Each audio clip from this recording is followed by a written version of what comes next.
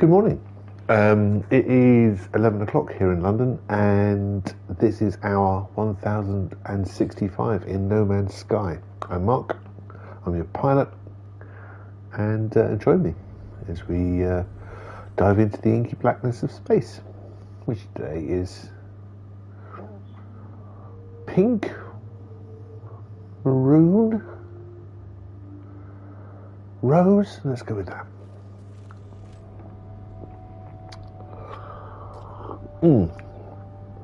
This morning's coffee is from El Salvador. Yesterday we did a deep dive breakdown into my production. I'm sure there are many production cycles like it, but this is my own. So I'm not going to go into too much detail around the agriculture. That's all done. I'm going to pin that and all that stuff with that particular video. It was kind of good fun to go through, but I'm back now with my inventory slightly rearranged. I haven't got as many repair kits or wiring looms here. Maybe we can you make these? No. What about these? No instructions. Yeah, it would be good to have a bit more of those. I think I've got some in storage. Let's have a quick look. Yeah. 18 wiring looms and 40 repair kits. So that should be enough for now. If the really sharp-eyed amongst you are looking, yes, the values are different from where they were before. I've just put basically whatever's in my inventory, left half behind and kept the rest, and it will slowly build up. Okay, so let's get going. Let's do the morning routine. We will do the other bits that we didn't talk about yesterday. First off, we're going to pick up these plants. Put this green space into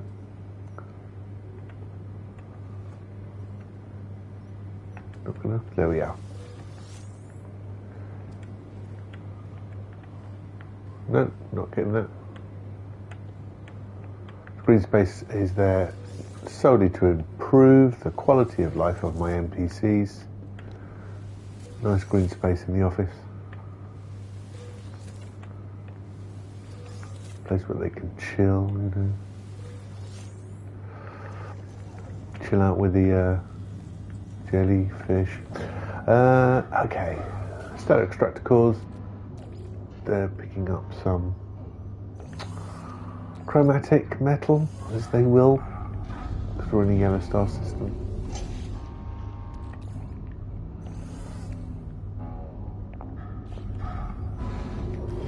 Got 3 of those going. A little trickle of radon in there too, which is fine. I'll take it. We'll put that in storage.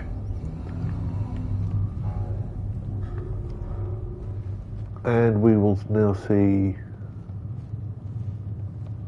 the frigates in. I'm just seeing if they're all in. It looks like it. Let's start here. Olafol of Newt. And a balance bring me some hot ice. That's nice. Some units, some vortex cubes, sac venom. Fine. I'm sure we'll find a good use of that hot ice.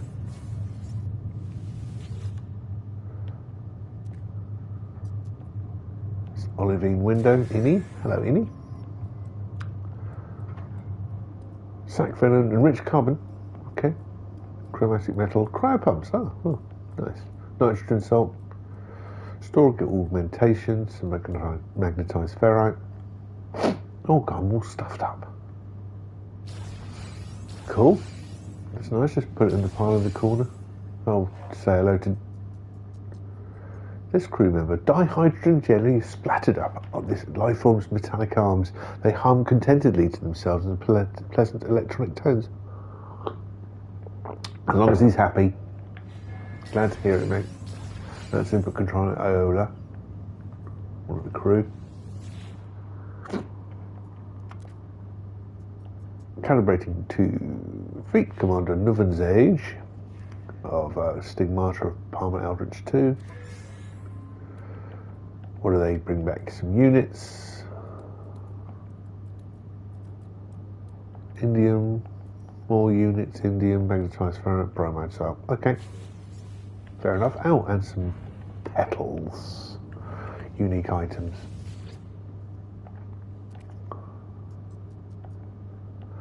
Urge from close to the edge. Brings me units, geodesite. Cool.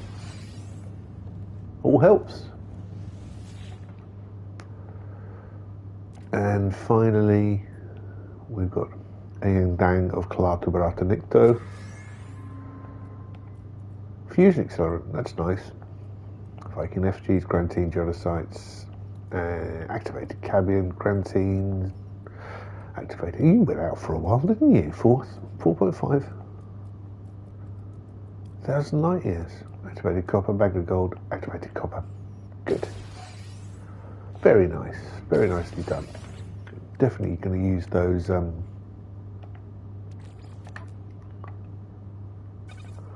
of those bits. Wow, my inventory is full. I'll do a little bit of tidying up here first.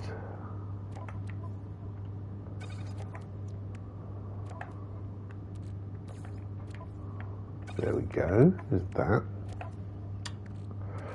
Nip buds can stay there. The enriched carbon can go away.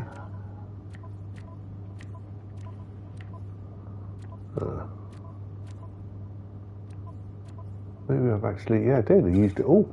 Alright, okay.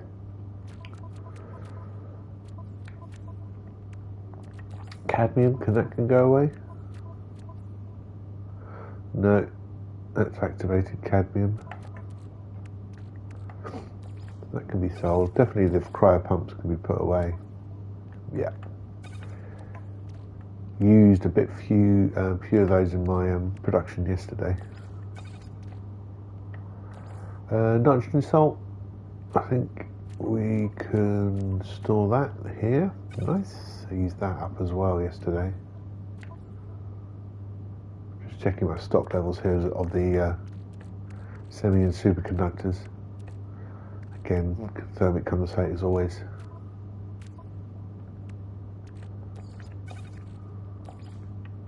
Fuse accelerant, can we go over here? That'll be nice to use. Indium. Oh, nice. Geodesite, I think we're alright. I can put that there. Real indium, I think we're good for. Yeah. Oh, that activating malarkey. Bromide site can be sold. So can superconducting fibre, iridesite. Might as well. I will use them. Copper, activated copper.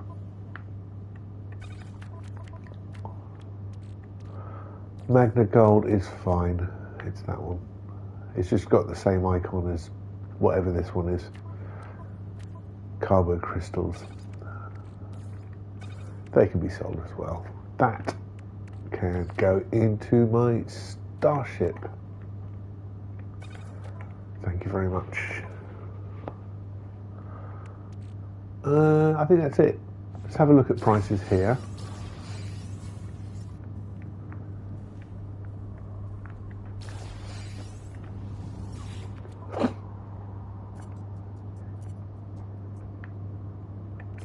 We'll go to my freighter inventory. Nip buds. Sure, get rid of them. I'll get rid of the vortex cubes. The chipped Bonfire harpoon. The indium. The magna gold. Activated cadmium. I'm not looking at the prices of these. Compressed Indian scraps, saffron, grantine, ghost thistle.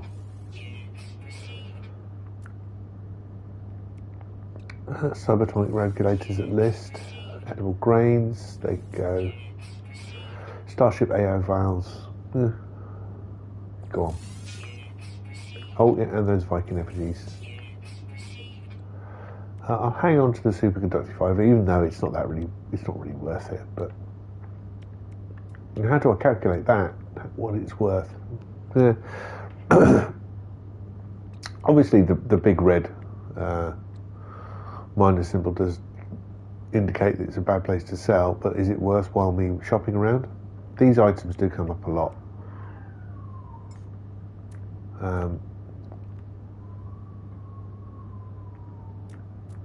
And there's no rhyme and reason really to my brain. I could sell everything at low cost, still making money. I got these things for free after all.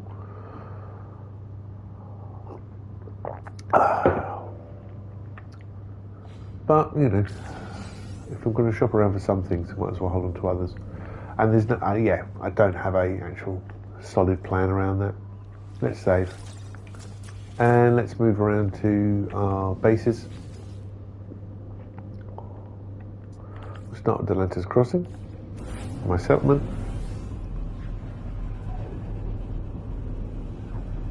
I'm very bunged up this morning, so apologies for that snotty sound. And also my days were congested, you know, dreadful.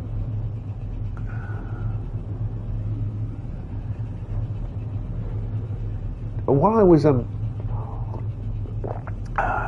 browsing the internet, surfing the information superhighway, I did come across a couple of things around No Man's Sky I don't know about very well. One of the things is one of the guys at the Anomaly, the space station Anomaly, not the real one. Yeah, they when they started putting in the community missions, you could get another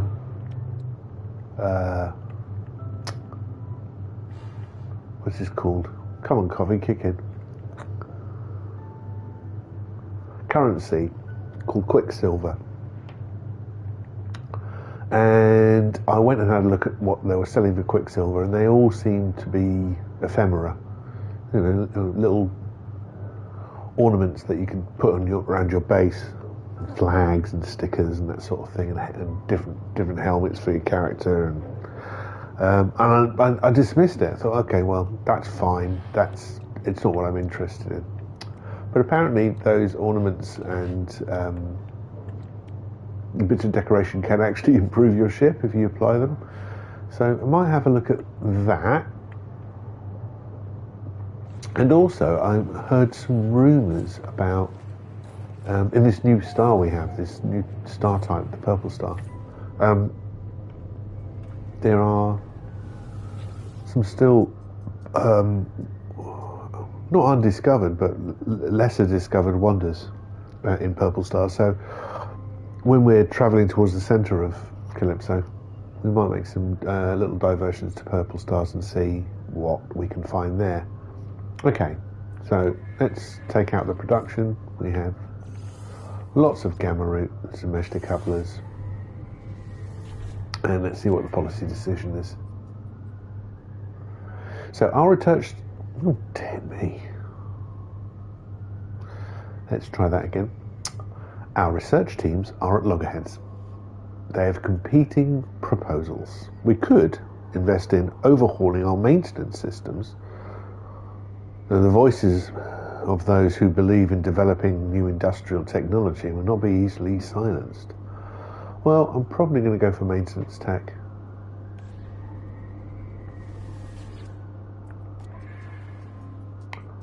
No, productivity is better.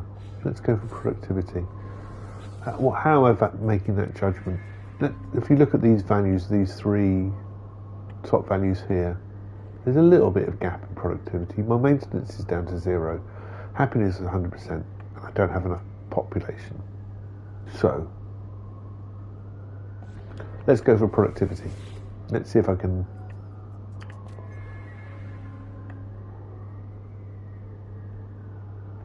improve that with industrial core. Productivity increase 53985, and it hasn't changed at all. It's definitely stuck at that number. How are the Sentinels this morning? We're at 74, so that'll happen tomorrow. Okay.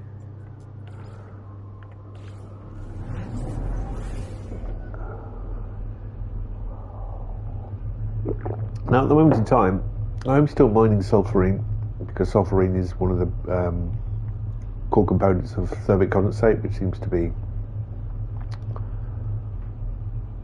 an important little element in my production chain.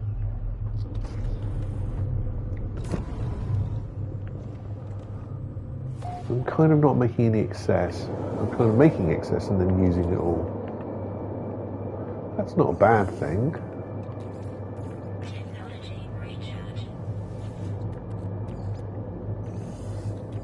But I do like to make more than I need.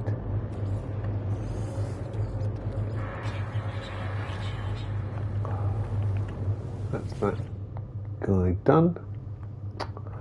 That's what we are. We will go to scorch sulfurine. So mining 750, 400, 2,225, and I can easily make that into, turn that all into thermic condensate and use that in my production. Okay, I think I need to just stop focusing on making so much money and also make goods. Maybe I don't. Maybe I don't need to worry about it. I do have 3 full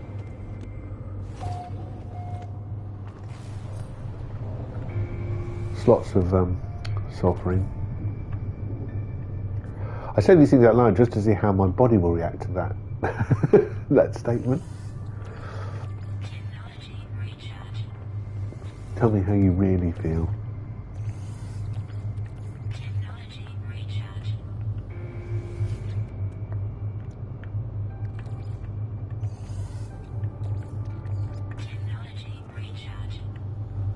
I think the reason I'm still asking myself that question is, both parts of me are going, well, you know, you make all that money. I don't really need money.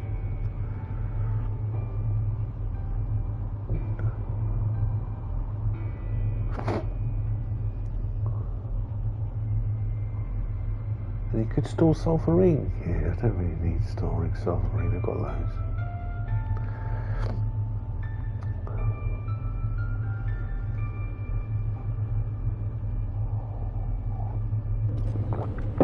But in my mind I know I've got about 3,000. Oh, yeah, I really need to sort that out. Not happy about it.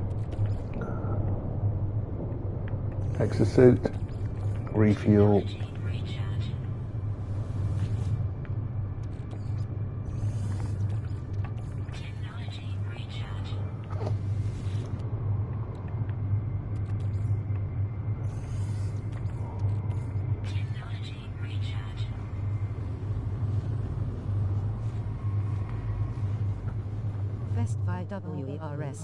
Ah, there's my morning.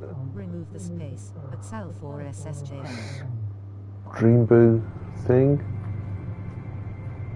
Do we think we can fit a landing? Where's that? Is that here? A landing pad?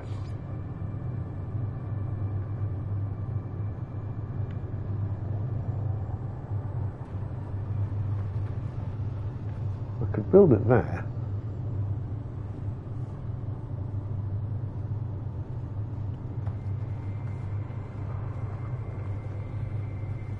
That would be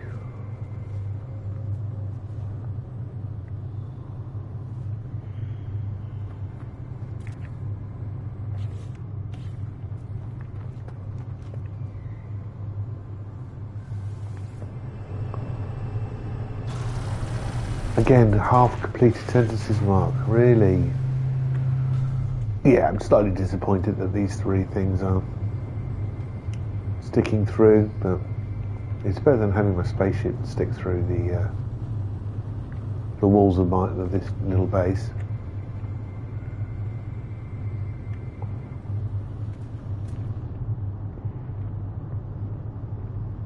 We've found all the things here. One creature not discovered. There's a thing.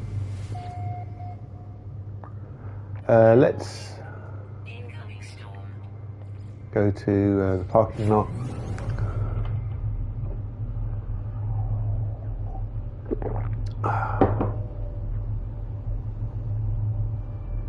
I'm putting up 2 fingers here because my brain says I've got 2 things to do at parking lot. Yes, I've got my agriculture to do. I'm going to try. That's right.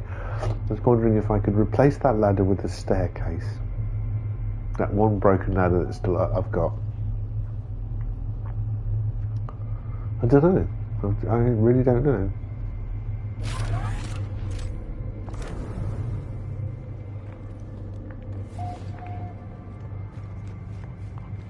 We'll have a quick look.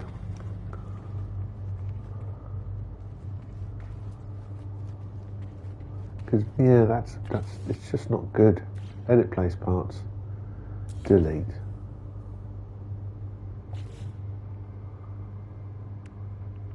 There's something called an infrastructure ladder as well.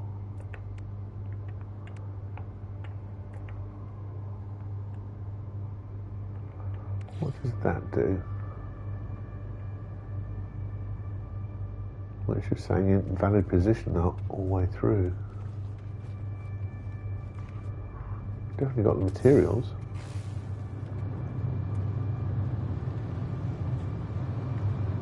Alright, okay, you can go on the outside of things.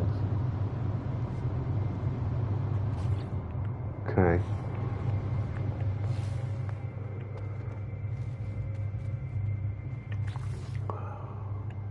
Stairs.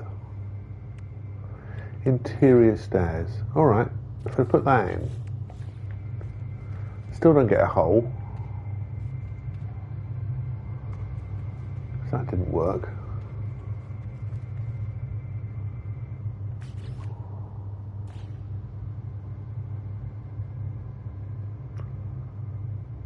Move.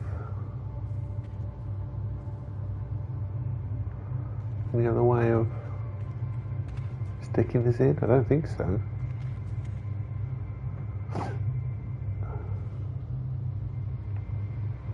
Because the other way of doing it would be, yeah, go that way. It rotates round.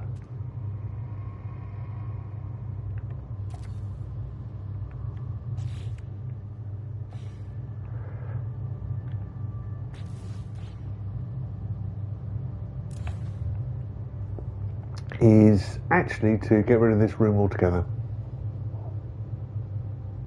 I think I'm prepared to do that. I'm going to do the production. There's no ladder here, so we'll need to put the ladder back in.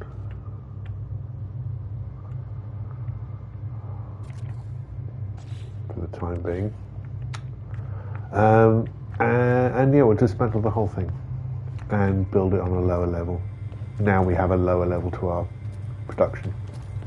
Right, let's go.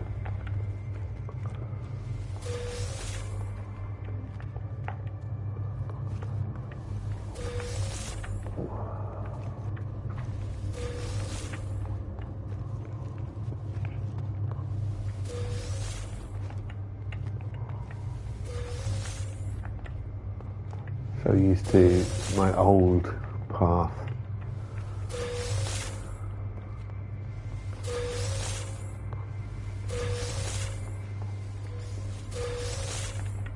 We're just managing to get through those with just holding down the square button and with the cursor pointed at the screens.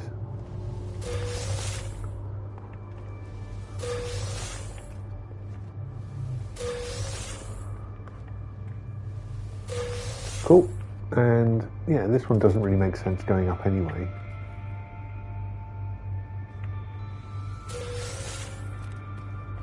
I get stuck. Alright, so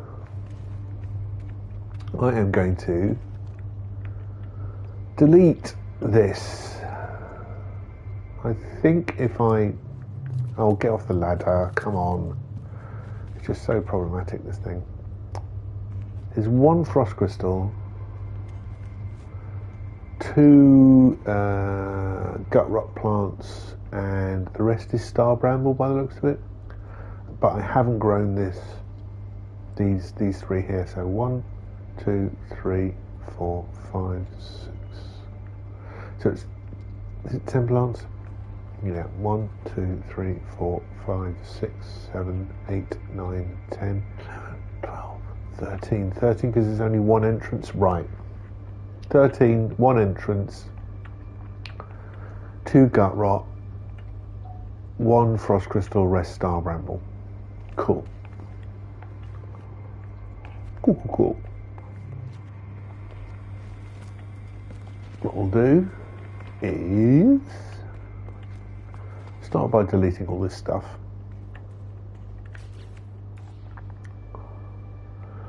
This used to be my agricultural specialist. There's the agricultural terminal. I'm going to delete it.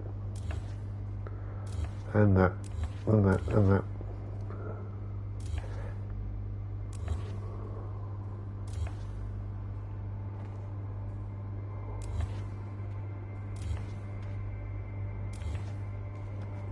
Cool.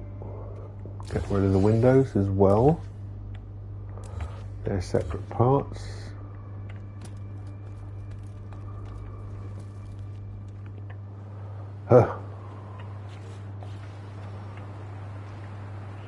There's a window on top of a window there.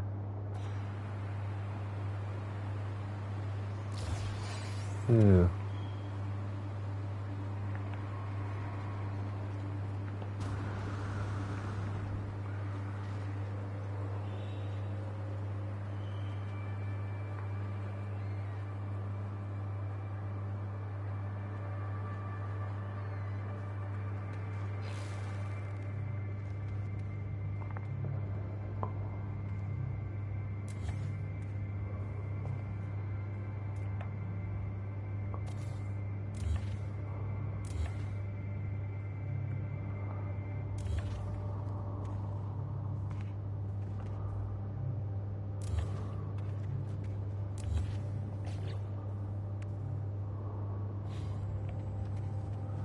Now, that's that whole bottom space deleted. Going a long way around here to get out.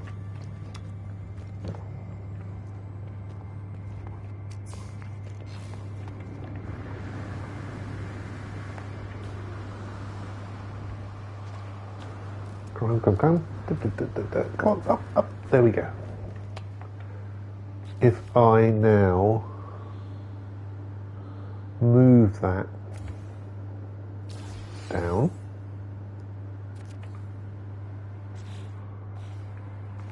and also delete that and delete that.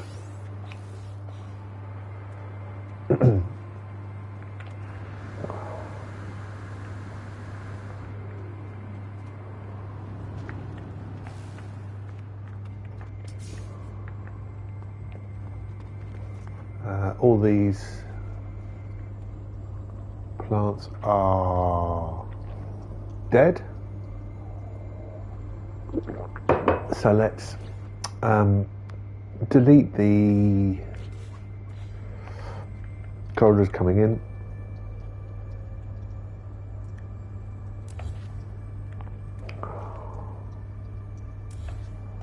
And do some planting. Right now it's now disconnected to the base by power, full power. Going all the way around the horn. Here we are. We said 2 gut rot flowers. This will lead to some excess. 1 frostwort. And the rest was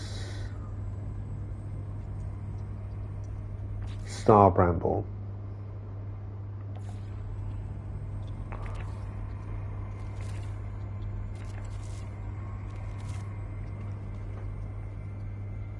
Come on. There you go. Grow there. 1, 2, 3, 4, 5, 6, 7.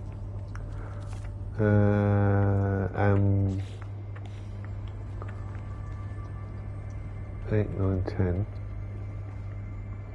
So there were 13 slots, right? 1, 2. So there should be 10 star brambles. I should have 3 extra slots. 2, 3. It depends what I'm going to grow here. Do I want to put even more nip buds in?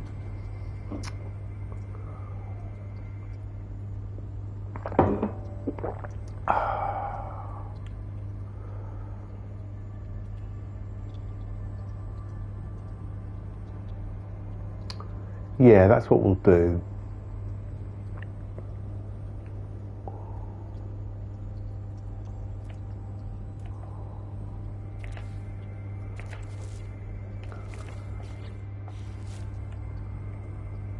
Okay, cool. And then put the corridors back in.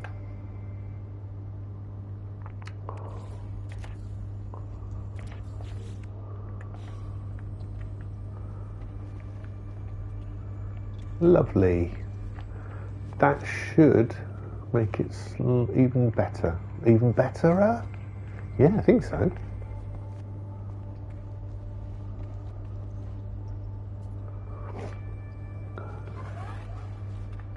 Yes, I've lost my farmer's terminal, but we can always put that somewhere else. I could put it here in the... I don't want to turn around. I don't really use this appearance modifier that much. It's here, but it's an option. Okay, well that's that done. And I've done the actual farming, haven't we? Yeah, all those goods are done. So let's make the normal production. Ooh, run out of metal sheet. I can get to... They're here, I think they are.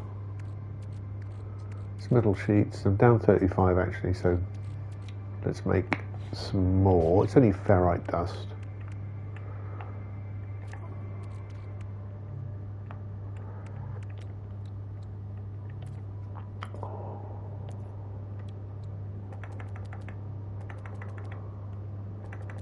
Gonna make 20. Take half of that and put that into... Keep forgetting, I'm afraid to hear.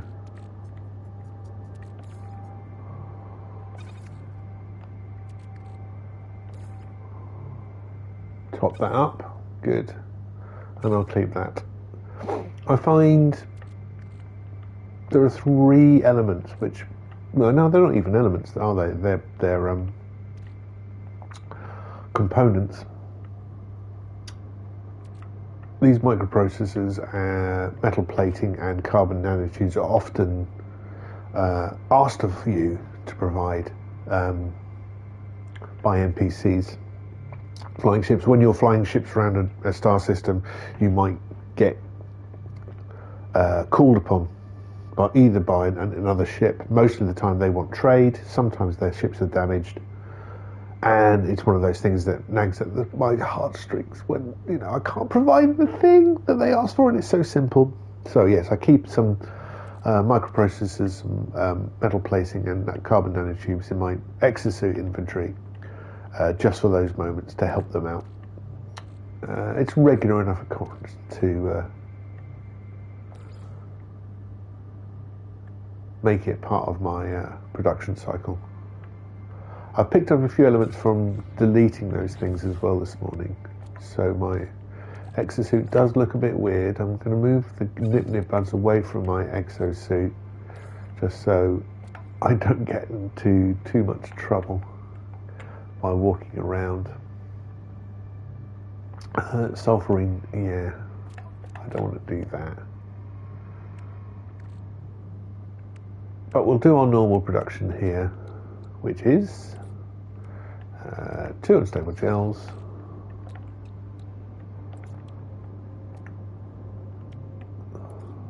2 acid,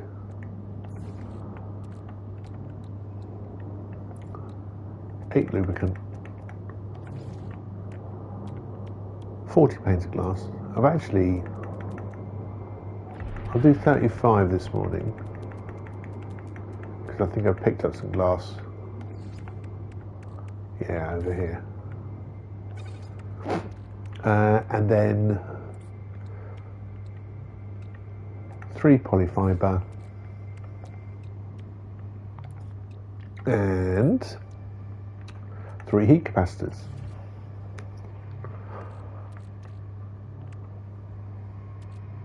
Just looking at my stock levels here.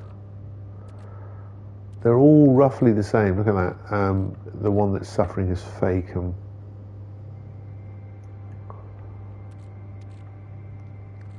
Because I completely wiped out my stock level yesterday when I did the demonstration on production, it kind of gives me a good inkling about what levels these 5 elements are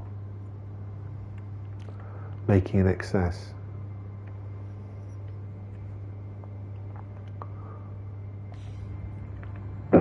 Let's pop up here. Where did I notice that I'd got some spare slots?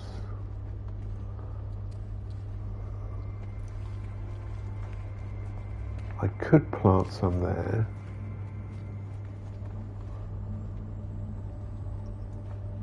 Or here. Up, up, up, up, up. Come on. There's no actual slots. Oh, there is. There. And there. Okay, well, let's put some more gut rot in here. Just to help with the excess levels of Facum. I've used a bit of Facum to make some Facum, but, you know, that's good enough.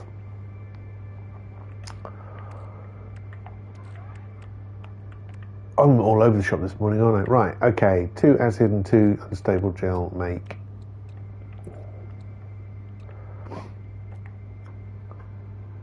liquid explosives, and 3 polyfiber and 3 heat capacitors make circuit boards. And, of course, 8 lubricant and 40 panes of glass make 8 living glass.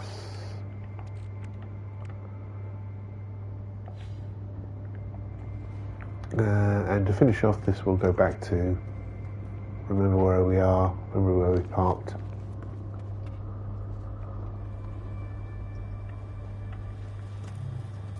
Off the ladder. Good lad.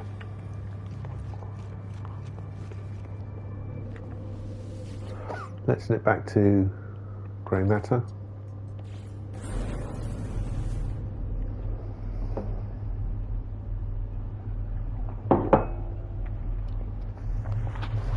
Oh, need to trim my beard.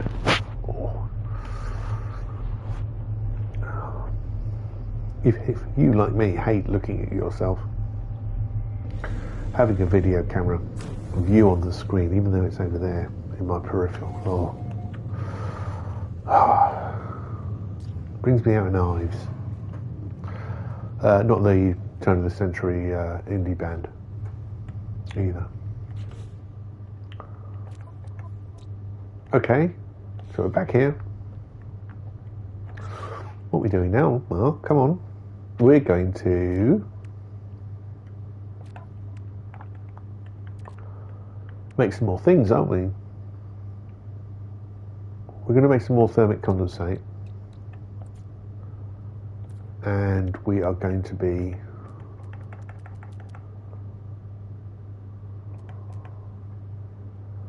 I'm going to be making 8 thermic condensate. That should leave 250 to go into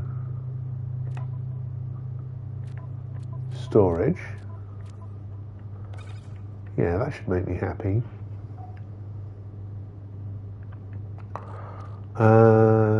And what we're going to use that thermic condensate for? We use that thermic condensate to make semiconductors. What else did I get this morning? We got some fusion accelerants. Fusion accelerants and liquid explosive make portable reactors. So fusion accelerants and liquid explosive, is it? Yeah. Oh, have I got more liquid explosive in?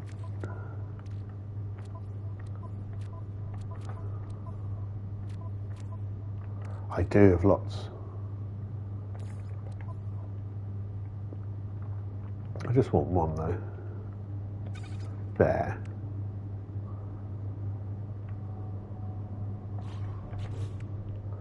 So liquid explosive and fused accelerants make portable reactors.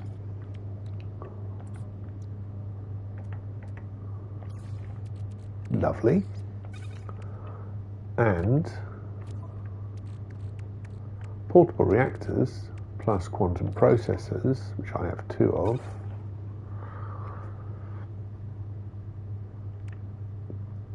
and geodesite should make fusion igniters, shouldn't they? Portable reactor, yeah. I'll do that. 31 million.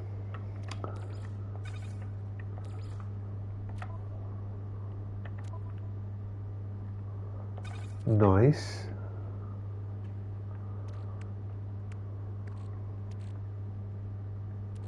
Still looking for cryopumps. Now cryopumps are hot ice and thermic condensate, so I could make up that deficit. Let's take that 4 hot ice out here and make 4 cryopumps. That can go into there to make up that deficit I started impacting on yesterday. We should be able to carry that on tomorrow. And the rest, I think we'll, for the first time in ages, we're going to store some thermic condensate in excess. That's nice. A rare occurrence. Living glass. I don't think we want to store that. We've got plenty. Oh, 1 to be removed. Yeah, there's my stock level is 60 and my excess is just there and it's full, so we can sell that.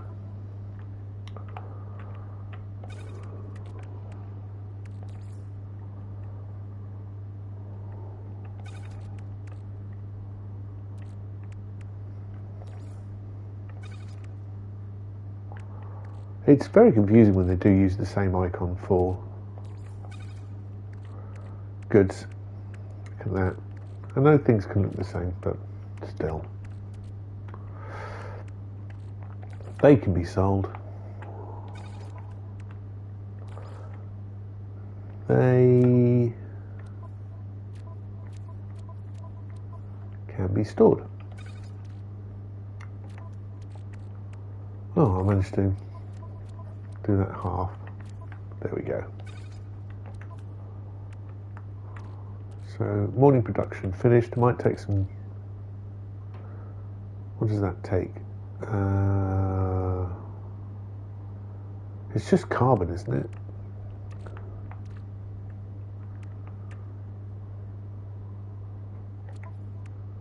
It is just carbon to make some more I've only got 1. Have we got anything in excess? No. I could buy some, but that seems silly.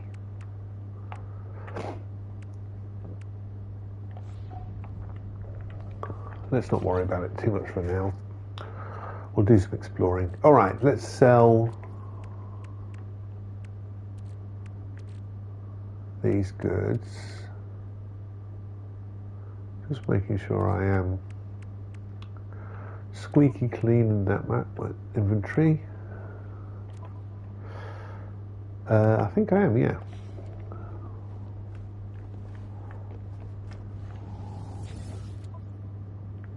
Sell from my... Oh, the price of nip butter has gone up. It's very volatile. I'll sell that recycled circuitry as well. Stasis device, I can make better on that. We think a scientific community, if I remember rightly. Fusion igniters, their power production.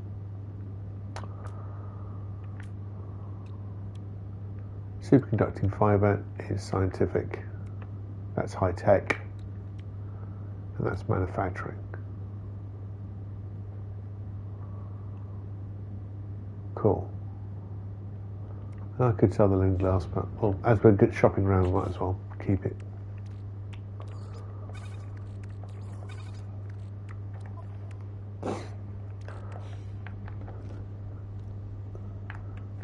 And talking of exploring,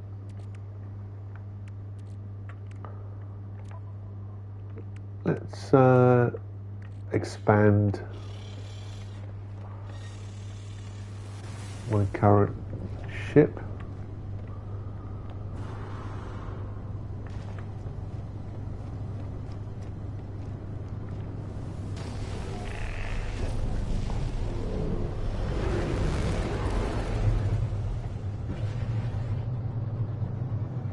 Let's take it over to the space station.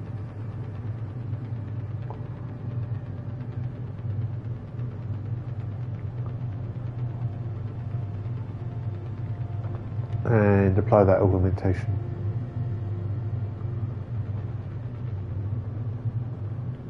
You wash up. Hey, evil. Is it Evelyn? Evelyn Shaggy 90? How are you?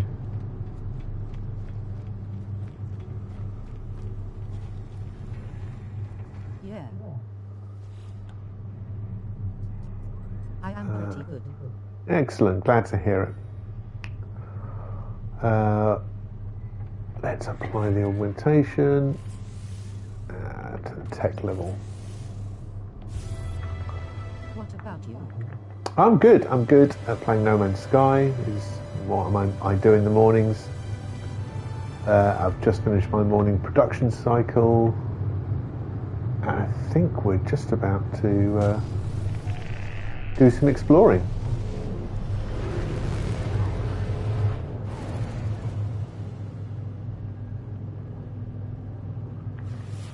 Glad to hear that. So, oh God, we're one species away here. This is the one we were stuck on yesterday. Rare underground always active. Is it worth? I tried to, yeah. Probably 5 out of 7. Managed to get it streaming, but yes, around every morning, around noon in the UK. Cool.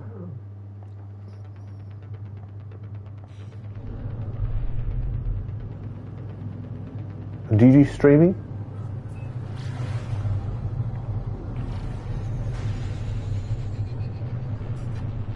Ooh. What am I doing? Let's fly upside down for a second. We're going to pop into a couple of caves to see whether I can find the rare species that's missing. I just play games in my free time. What games do you like to play? Pop it down here.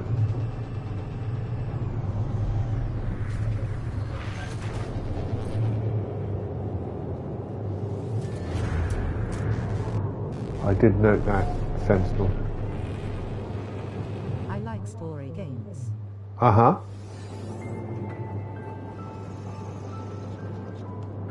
Any examples? What are you playing at the moment? Do you play any other games? I do, yes. What am I currently playing? Currently playing this Stanley Parable. I'm also playing Wipeout,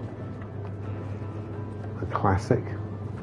I'm very much looking forward to the next Ghost series. Ghost of Tsushima was such a good video game, and Iki as well. So I'm looking forward to the next iteration of that should be coming out this year. And Assassin's Creed coming out with a new. Legacy, Elden Ring, Red Dead Redemption 2. I loved Red Dead Redemption so much. Such a good game. I can't see any cave dwellings. Fave, I mean at the moment it's this, but it's very difficult to pick favourites. Because I love racing games as well. I did do some streams around Hot Wheels. Nice game. And I say Wipeout. Still playing that. I mean, that's 30 years old, that game. And I'm still playing it. But I don't stream them much, mainly because I don't say anything while I'm racing. I'm too busy concentrating on the course. So I don't think they make very enlightening streams, really. Great. But this, No Man's Sky, because it's an exploratory game and you're just wandering about, exploring the universe, it's kind of easy to talk through. That might be a cave entrance. Oh, I feel good about this. It is a cave entrance. Alright, come on, rare underground species, where are you? BTW, don't you consider using artworks on your stream to attract more followers and viewers towards your channel? Oh, I do. It's just something I haven't looked at right now. I mean, obviously branding is everything, but I'm trying to see if it's worthwhile pursuing, because I'm just doing this on my PlayStation. I'm not using a separate computer. I'm not using any other broadcast software. Ooh. There it is. Why are you going away from me?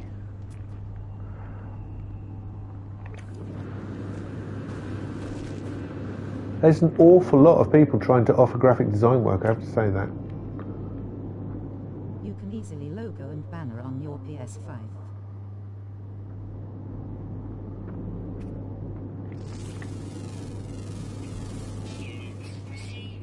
How can there be two dots? Because there's only one left. Use asterisk. Yeah, and it's something I could do myself. I'm not. I wouldn't say I'm a great graphic designer, but I know some very good graphic designers. You. All right. Oh right, okay. I'm on the wrong planet. I've just realised I'm on the planet. But it's interesting because almost not every day, one day out of two, I do get a graphic designer coming onto the stream.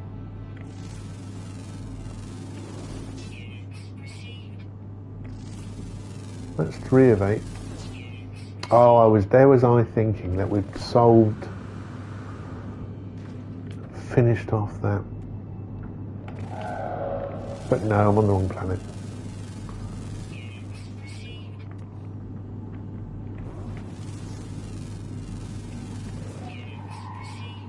That's 5 of 8 though.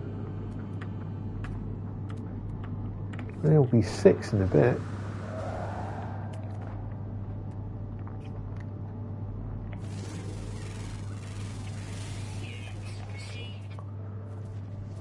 Okay, 2 left.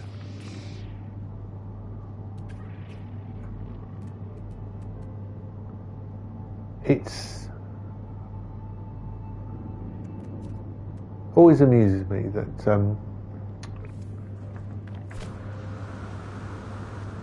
You know, you do, obviously, for a computer game, we do get diversity on these planets, on these... Hello, mate. How are you? On these planets, but the idea that I could land on any part of Earth and see 3/4 of the different types of species in one spot. The diversity of life on this planet summarized so simply. But, you know, that's just me enjoying the meta understanding of the game. So we're on Lautza Obor. We've landed on the wrong planet. But as we're here, it's abandoned. It's abandoned. Really? Who's that then? It's a manufacturing facility.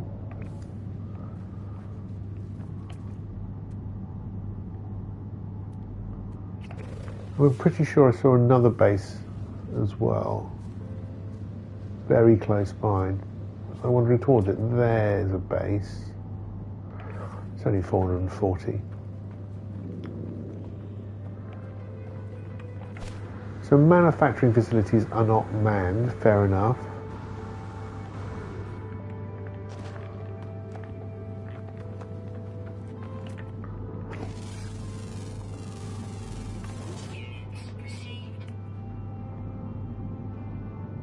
So what's this? Also a manufacturing facility. Now, have I learnt my lesson? Probably not. There is a lesson to be learnt over the last couple of days streaming, and that is, if you're going to use explosives to blow the doors off something, don't stand in the blast radius of your own explosives. I know this lesson, but I forget. It's better to blast through with a weapon.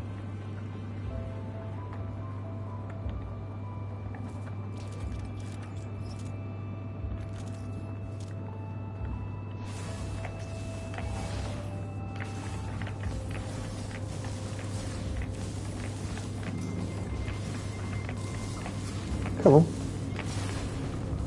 There we go. Alright.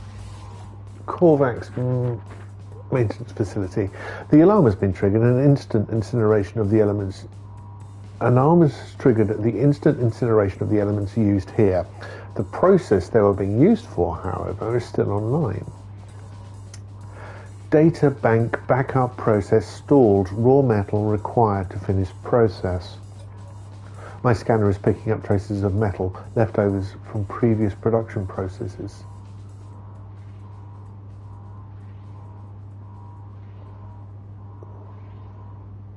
Okay, well, what do you want?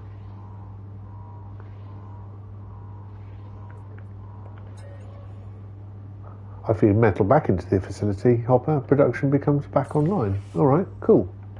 Normal operations have been resumed and I have access to the facility's control panel. I should be able to alter the production to my own benefit.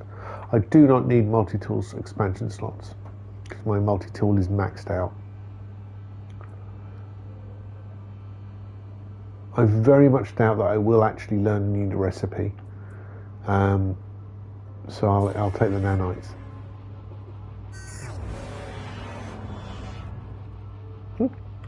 Almost 100.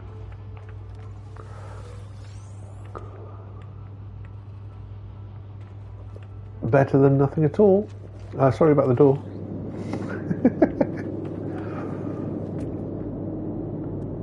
Alright.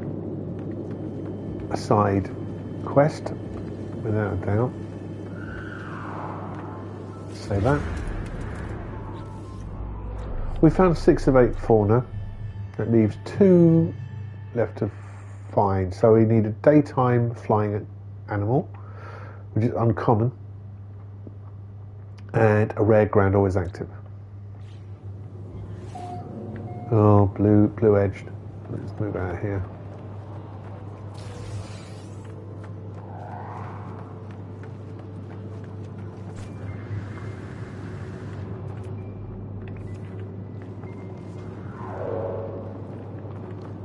What time are we at? It is 3:25 in the morning. Excuse me one second.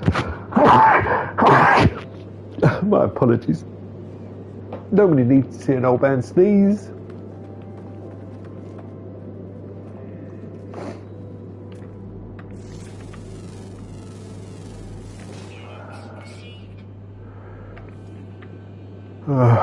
It's going to happen again.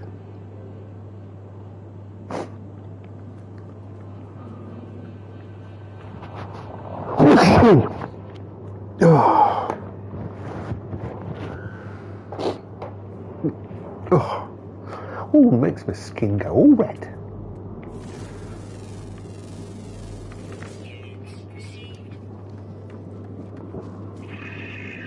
Hello, mate.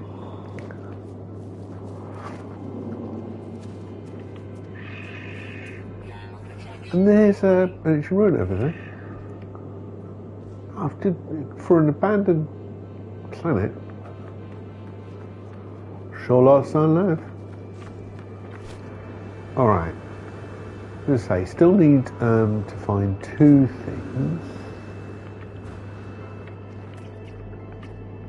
There is the rare ground, always active one. Little goatee thing. I'll run down and say hello. Might as well do the plants while I'm here. Alright, fella. Yeah, you can have a feet creature pellet, of course you can. When you offer them creature pellets, it's kind of weird that they fall out of their mouth. That makes them happy. I'm not going to collect your milk. Thanks.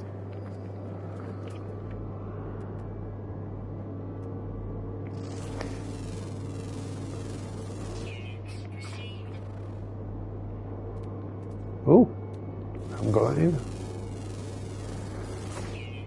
Here comes daylight. Let's hope that we get to see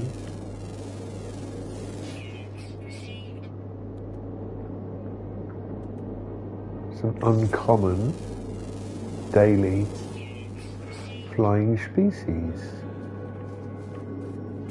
This one I think I've got.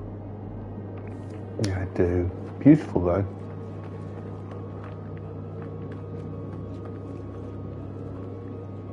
Shame I can't feed them. Look at that. Pretty bird.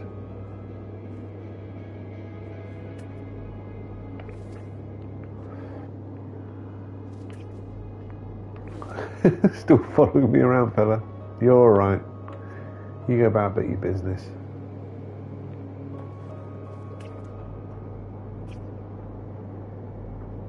So all we need is a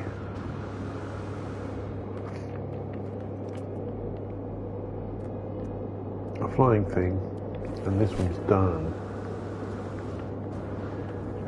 Do we want to do this production facility as well?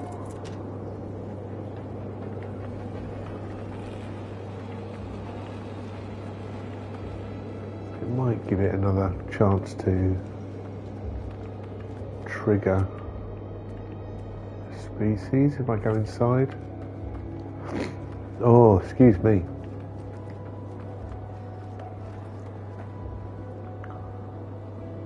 So we tried a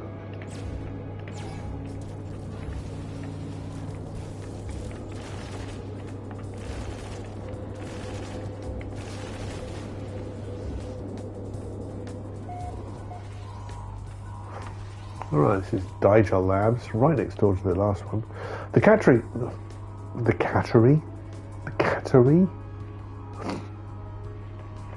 The factory appears to produce replacement parts for exosuits of the alien Korvax, spitting out face mask after face mask, arms, data pads, and even feet. Where is entity? Transfer failure, non-existence, terminate, transfer. So you transfer something. Transfer failure, non-existence, terminate, transfer. As I witness the production line on the terminal, one of the disembodied masks begins to scream. The terminal waits input, a timer informing me if that ship will be on its way soon.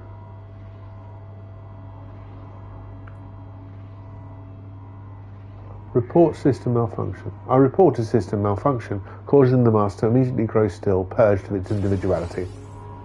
Oh, that was the wrong answer. Never mind. Now let's move on. Ooh, there we go. Luck is with me.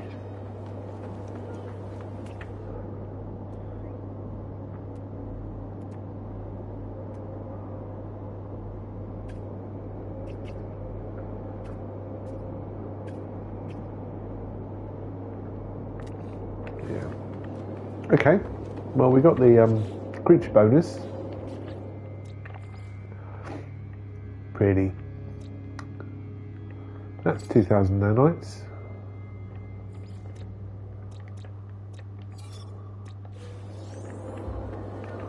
And yeah, Mather I put a base on, didn't I? So I don't think we're going to hang around this star system any longer. Let's move on.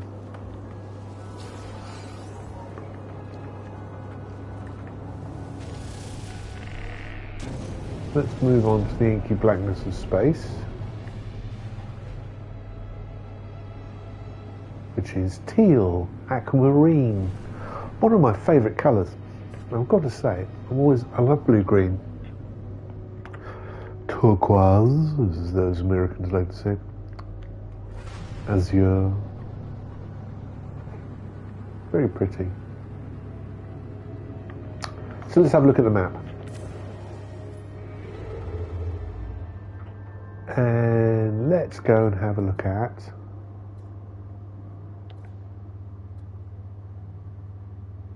a purple star system. Let's just go. Let's go. Let's not mess about. Let's go.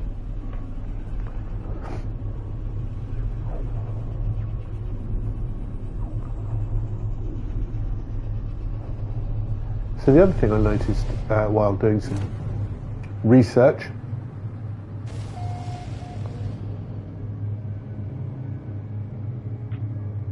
was there's a lot more to be seen in purple star systems.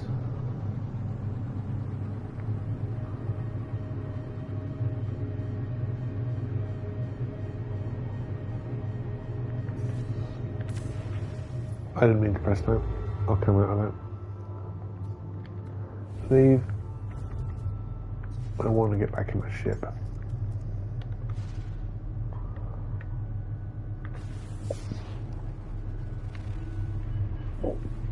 Hexagonal, that might be nice to have a look at. Planet 1. There are 4 in this system. There's Planet 2. A scorched planet. I see plenty of those. And then we have Icebound and a ring system. Airless. So let's go and have a look at, where's the hexagonal one? Here. Yeah, let's go and have a look. High sentinel activity, we can cope with that. It's not aggressive, it just means there's a lot of sentinels around. And they might get antsy if I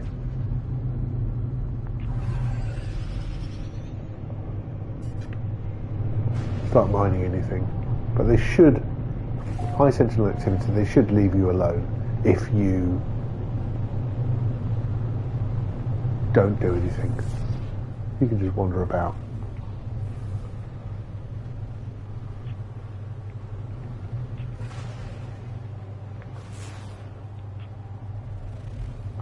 The other thing I watched yesterday was I do like hexagonal planets, they're very nice. Look at this. Again, let's get out of my ship. For a tail, there we go. But I have seen this anomalous behaviour before. I was just wondering to see what kind of hexagonality. Not a word, but we'll go with it.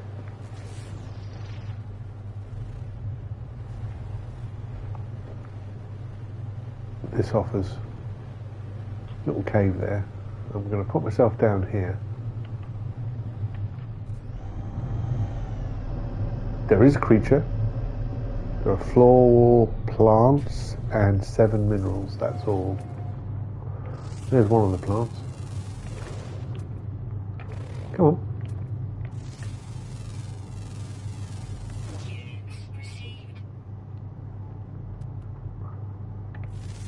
There's the living thing. You can see it on the left here. Yay.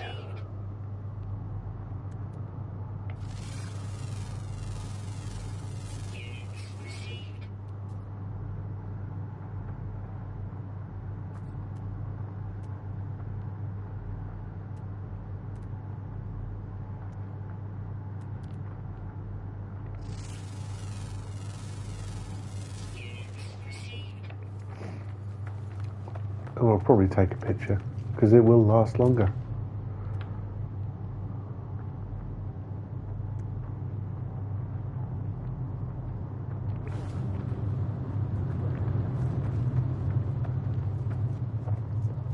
I did see a little cave entrance.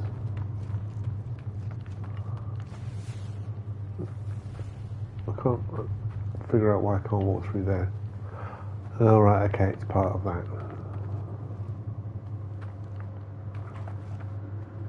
Oh, that's hexamery, is it?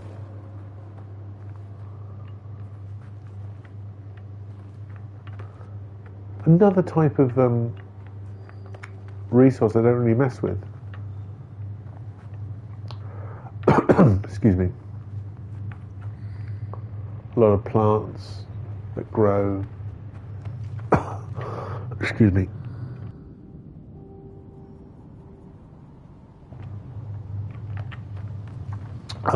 Edible goods. Oh, there's that little cave. Is that it? Is that what I get? Fine. Not really a cave, is it? More like a pothole.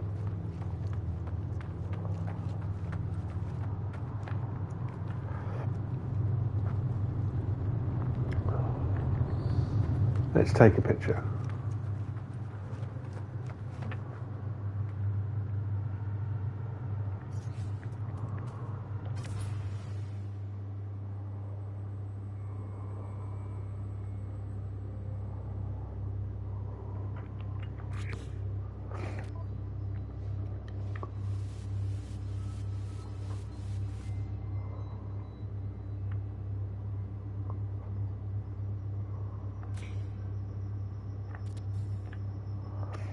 Nice. I'll bring that sun all the way over to this other side like that. I should get some nice colour. Yeah.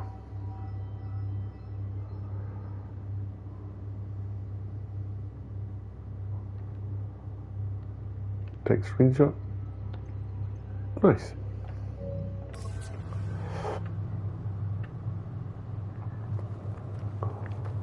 Oh, you even get a rainbow.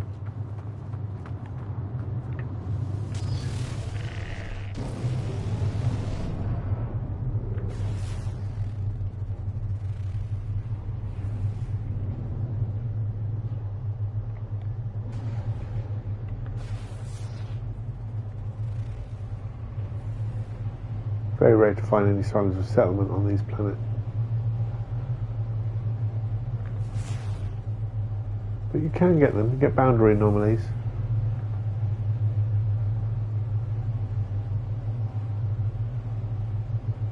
Look at that rainbow. Everyone gets their own rainbow.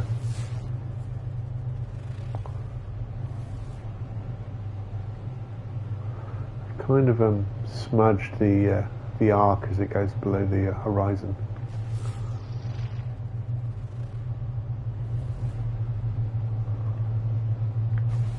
Rainbows are fascinating. The more you learn about them, the more delightful they are. Why do we get double rainbows, for instance? And if you think about what happens to light when it passes through water? It diffracts and bends, but also it's just going to land here because it's I can see a cave. Land here. Thank you.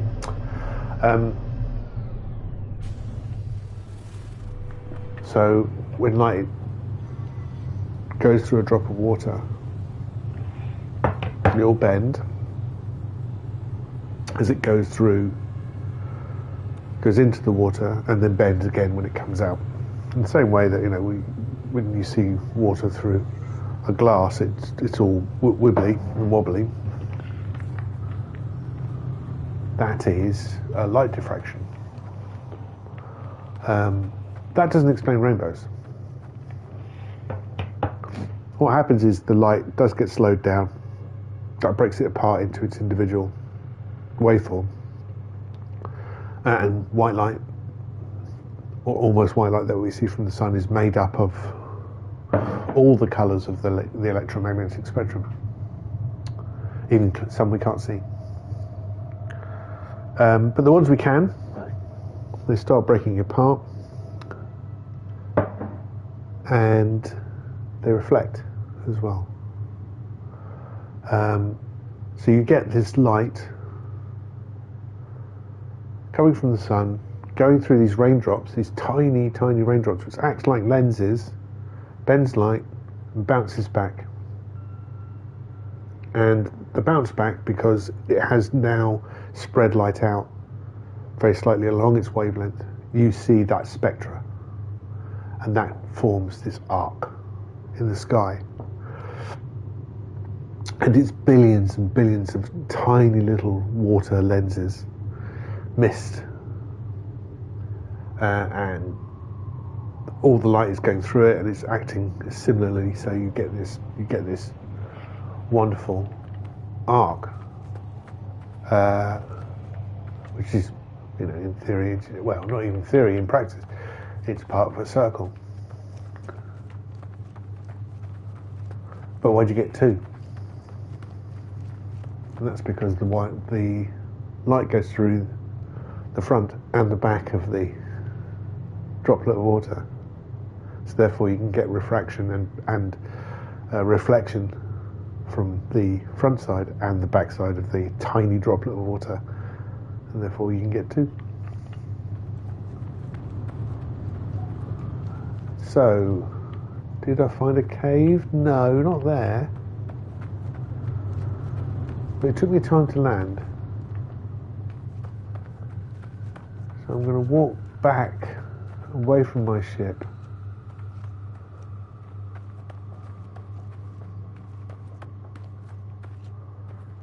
What's that? Again, not actually a cave. Kind of.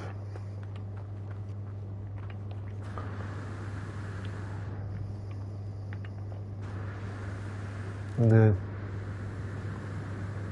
Ooh, that's a proper cave, though.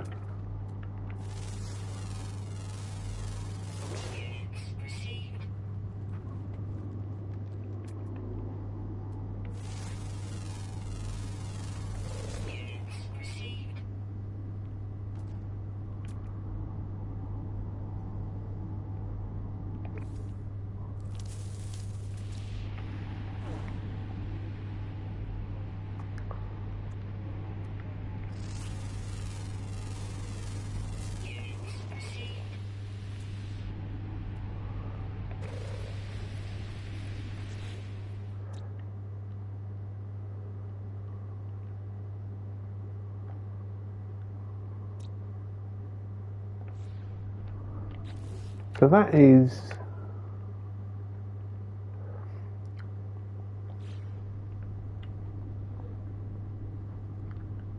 the underground plant discovered, which is of course marrow bulb, ubiquitous.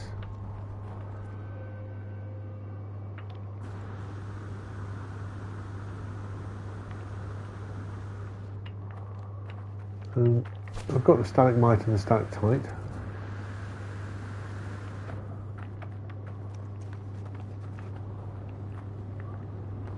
I wonder if there's any water. I doubt it, but...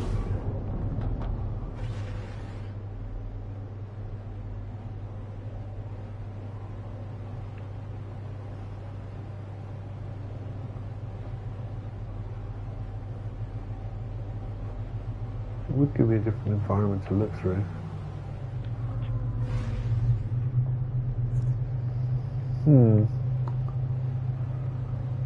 I think we're done here. Was there anything else exciting to look at? They all seem fairly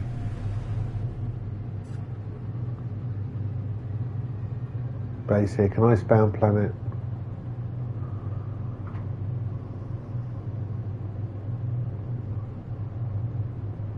Come on. I am looking at you. Airless.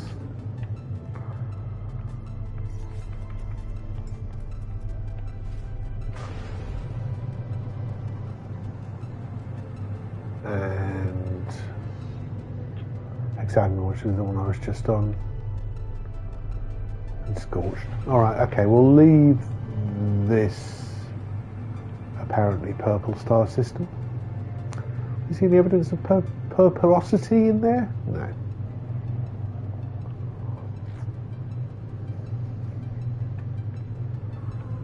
But it is... Right. The system is uninhabited, but there is no space station and no sign of life upon any world. I would disagree with that terminology. Plants are life. Are they not? He says putting his feet up. Look at that. Look at that. Feet up.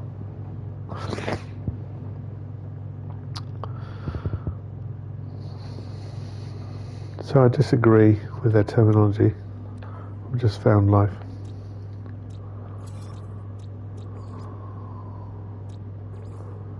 And I get the bonus for it. Let's see what the flavor text says. Found on a planet Gema 65/Y8, where the Z taxonoptery has adapted to the frequent swings in temperature. Friendly and curious in nature, they will take a keen interest in any new life forms they can encounter. Dense teeth and a series of extremely acidic stomachs allow them to consume a diet of mostly consisting of rocks. Screams when it's upset. Okay.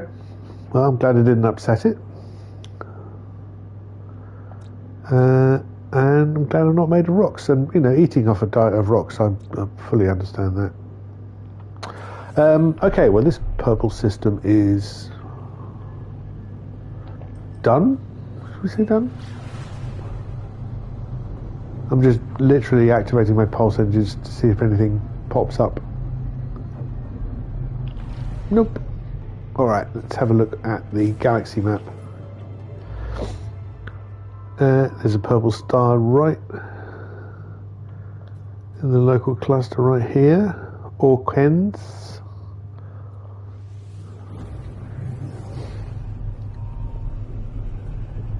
We've been to a couple of gas worlds. They were gaseous. That's what they did. But I heard rumours of purple star systems. Oh, have a look at that one.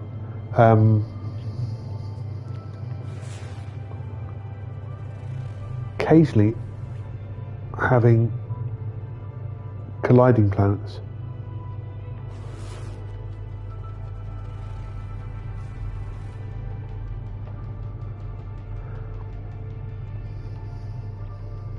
So we have a decaying nuclear planet,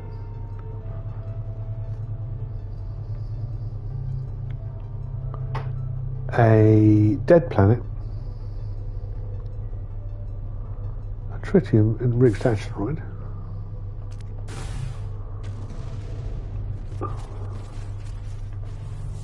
what's this?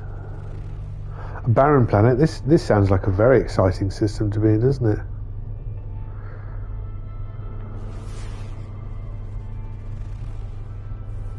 Azure. Now,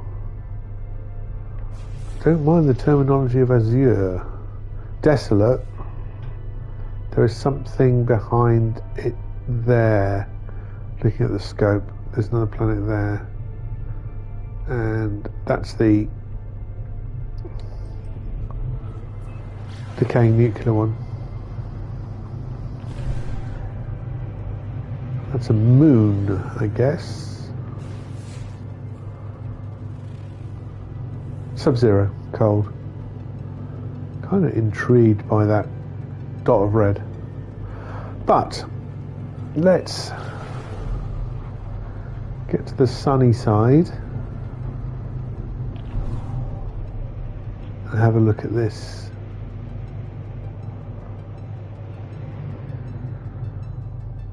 Well, if they're talking about cloud layer, that's very dense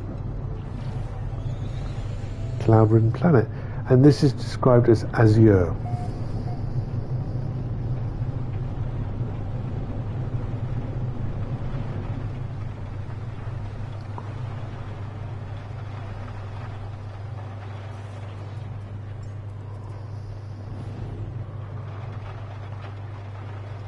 Well,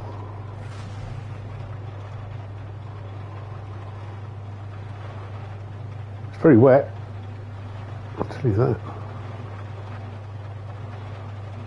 Let's try south.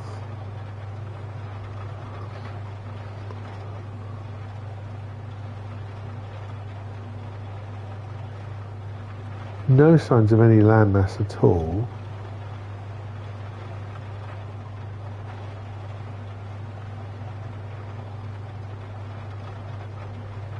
There's some islands, and that looks like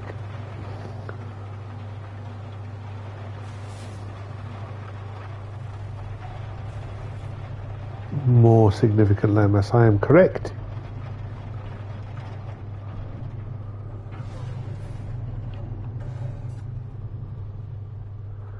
Did I miss something?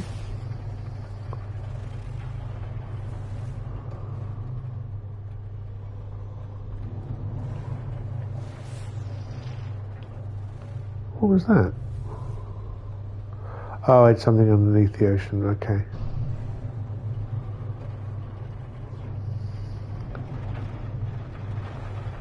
Now, I feel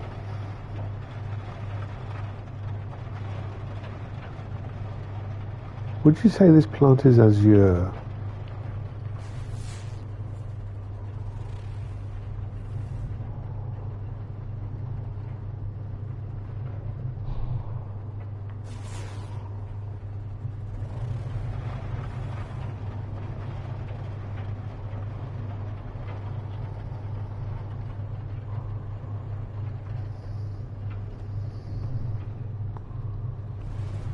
I'm just gonna park up here. Yes, time to check my understanding.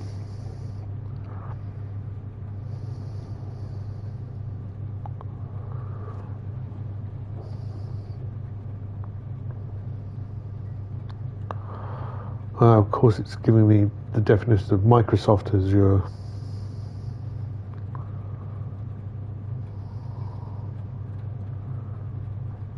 I don't care about.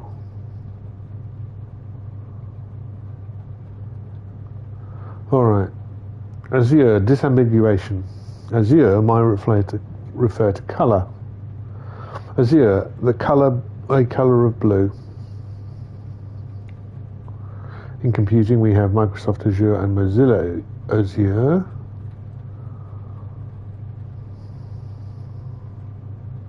Places, there's a town in Canada, a locality, it says, in fact, in Alberta, and in Montana. Azure windows, a former natural arch in Malta. Oh well, that fell apart. Azure swimming pool. One of the indoor swimming pools in the abandoned city of Pripyat in Ukraine. which is the settlement, the town of Pripyat, is where the workers of the Chernobyl factory were housed.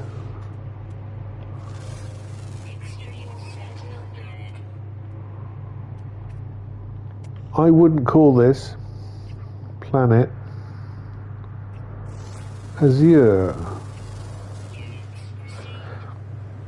I presume they meant the colour, not.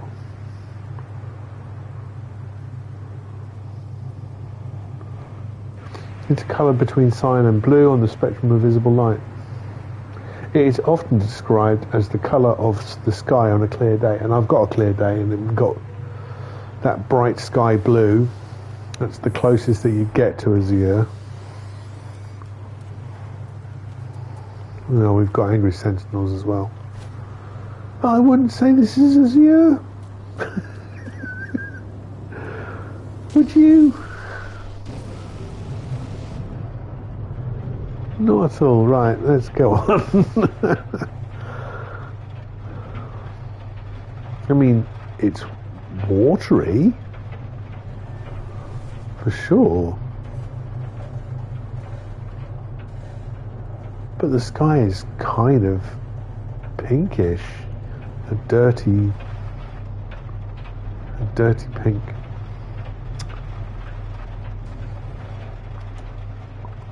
I remember finding out, I don't remember exactly when I found out, but I remember the emotion I felt when I discovered that in Russian, light blue and dark blue are considered separate colours.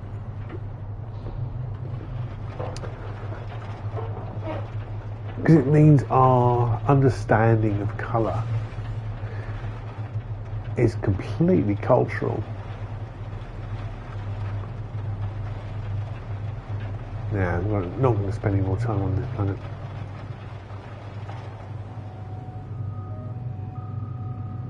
I would describe that as pink, if anything. I feel the same way about pinks and roses. The maroon edge of pink is completely separate from the sort of strawberry end of pink. They're not the same colour.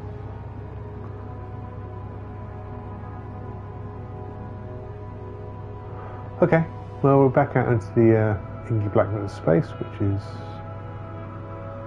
purple and maroon. Probably portly as well.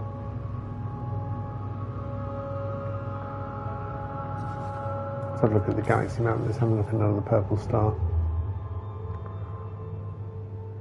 I'm literally just, is that purple? It's pirate controlled.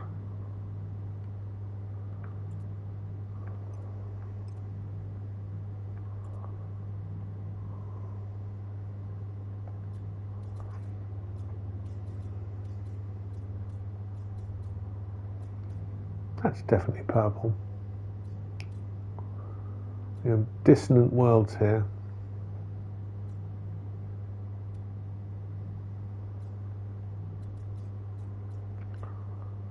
That's purple. That's blue. That's purple.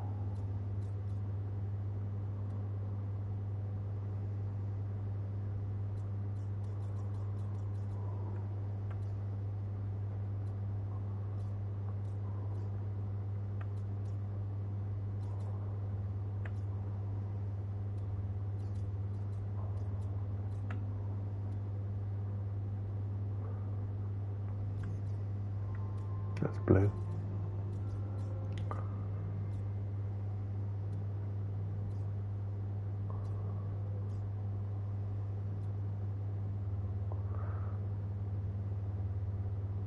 Do we want power generation?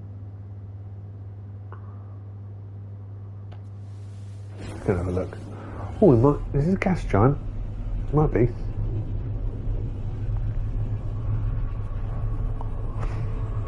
Or a no, you know, the Hello Gamers casting slight on Microsoft Azure.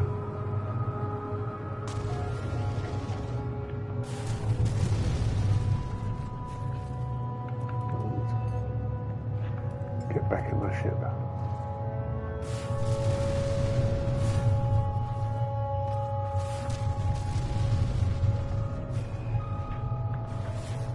What's this planet here? Super critical.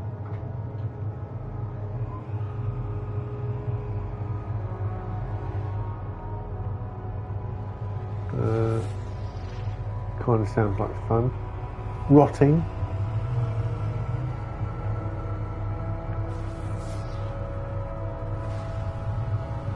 Arid. And there looks to be a moon of that planet. Space station. And that was the one we were nearby, the supercritical one. So there's a moon over here as well, Dawns, which I can't see because I think it's on the other side of the planet.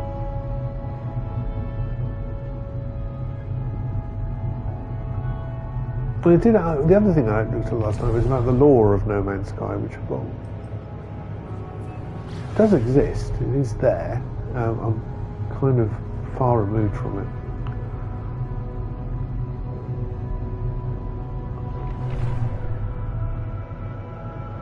Yeah, there's the moon.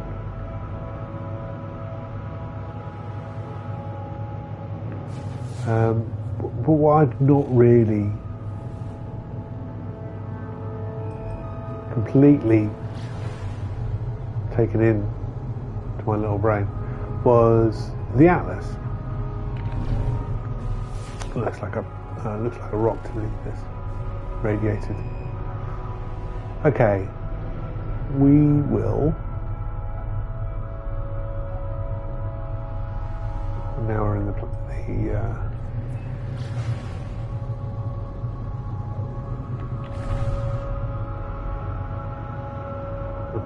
planetary. We might go and have a look at the. Oh, I'm very confused. Right, there's that. Rotting planet. Do we want to have a look at that? Supercritical. Let's go and have a look at the supercritical planet. Atlas, which is essentially our creator, is a computer on Earth, a supercomputer that is being set up to create copies of the universe or create copies of galaxies in order to understand it better, to create models of galaxies. And the Sentinels are the extensions of the Atlas.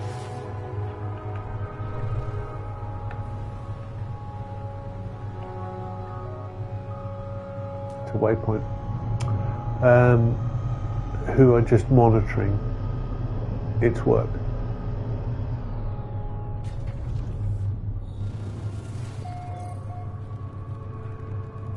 And we're all inside this simulation. So this is simulation theory, kind of writ large. The idea that simulation theory works on this basic principle from what I understand. Maybe I should put myself back in my ship if I'm going to put down the controller.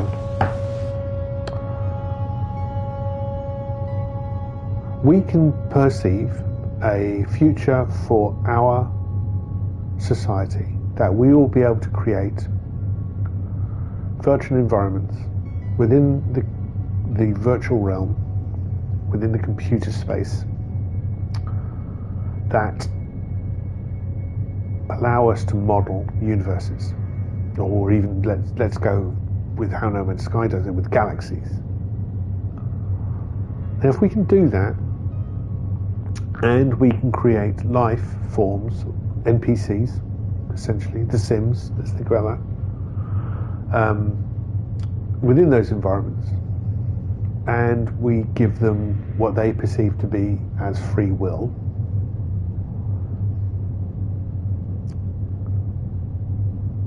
And then those societies can go on to produce copies of their environment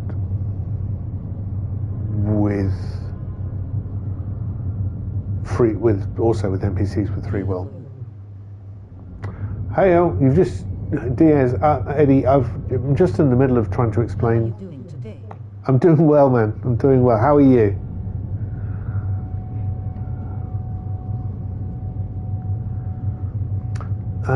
Yeah, I'm kind of in the middle of just talking through simulation theory, because No Man's Sky is a I am fine.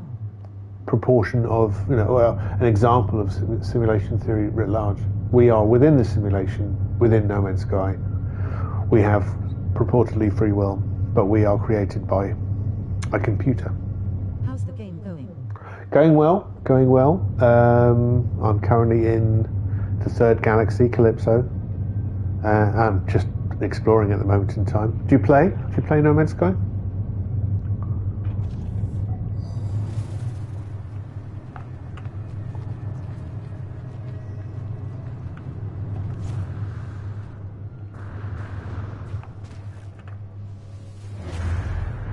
Let's activate the waypoint. Let's talk to the autophage. Why not?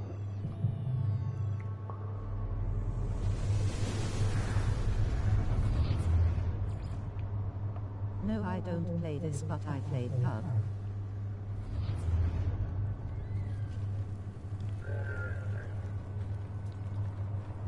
Remind me what. So far. I mean, it's a 5-star game without a doubt. As I say, I've been, from the title you might have gleaned, I spend far too much time playing this game. Now this is our something like 1064-5 or something like that. I'm playing this game. I don't normally put that amount of effort into a game, but because this is so open-ended, such a sandbox, it allows you to just carry on exploring for the rest of your life. Yeah, let's give her some Lantidium. My thanks. Do you hear her? She speaks to all something entities. Her is unique. Her message, we all something or other. I dreamed her voice. Ubai, I speak. Cool refabricated construct. Do you play any other games as well? I do. Currently playing a bit of Wipeout. I really need to go back to the Stanley Parable. Really looking forward to the next iteration in the Ghost of Tsushima series, and also Assassin's Creed. Let's practice the language. Oh, his name's Heavenly. Oh, isn't that nice? Refabricated construct Heavenly seems pleased to my interest.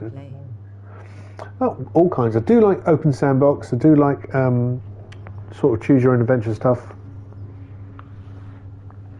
Now, GTA was always good. RDR, Assassin's Creed, where there are things to do, but you can essentially just wander about. Oh, I've learned the word accommodate. How nice. That's good to know. But yeah, I was just talking about simulation theory, because simulation theory is kind of what justifies this game's existence. It seems you have a good taste of games. Well, you're very kind, Eddie.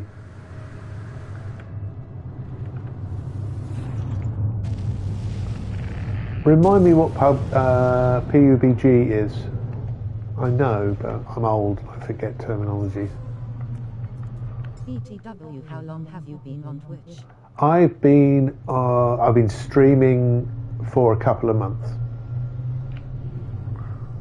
Started in December. Oh, there we are.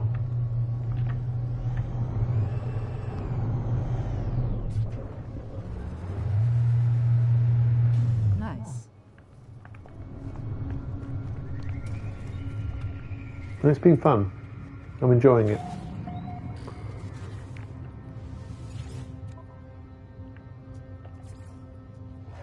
I don't know why I'm even looking at this stuff, to be honest. It's not. I am wandering about with no purpose. Where's the flag? Let's do that.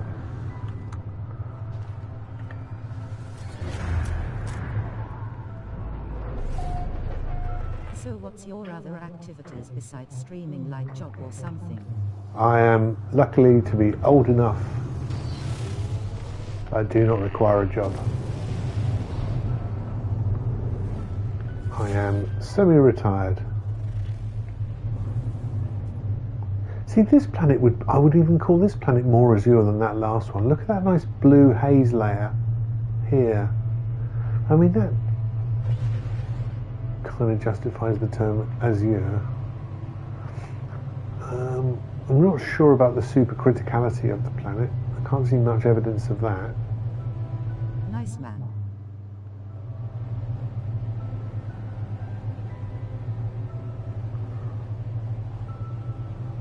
ETW, where are you from? I'm from London in the UK, and yourself?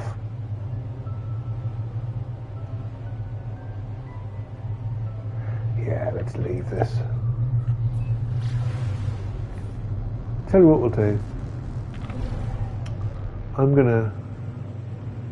Is there a space station? There is a space station around here. It's a nice place to live. I've lived in London most of my life. I adore it.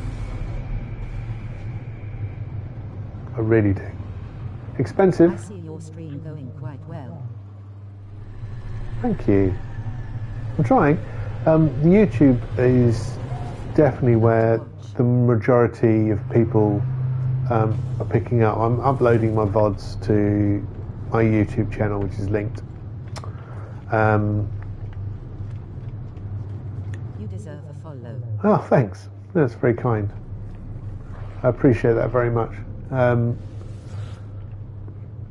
I managed to get around 2K of people watching in the last few days, which is that's amazing. It's amazing. If you don't mind, can we connect on Discord so that you can inform? Yeah, sure. My Discord is linked. And I haven't. Literally, there's like 1 or 2 people have joined that Discord, but hopefully it will grow. It's in my linked apps here. I can probably post it in the chat.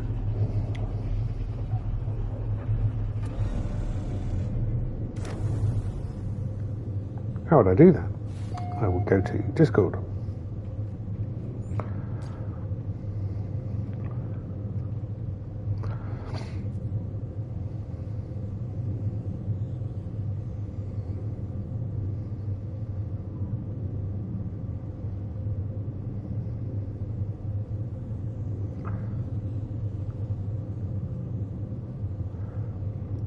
How manual this process is.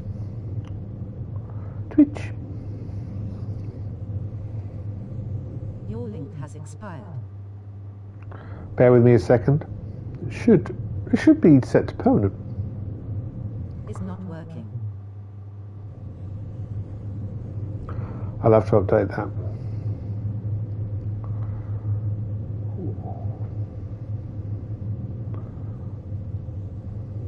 There we are.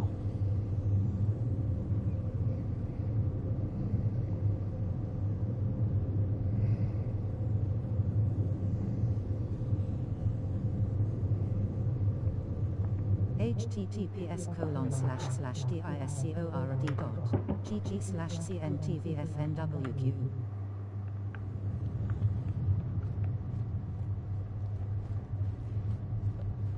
Okay, we are. Well, before we do that, let's check on.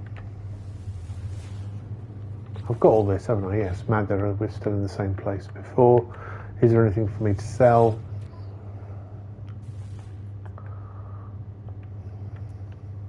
No.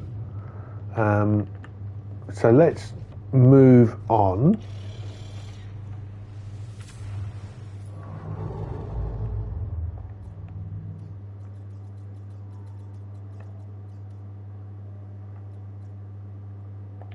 here. We are here, so let's move on.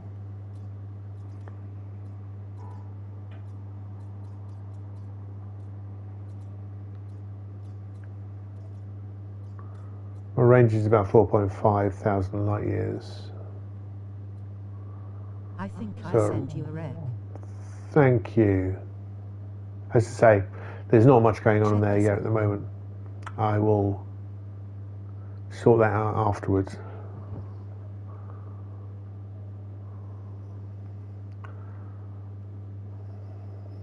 Where's my Discord?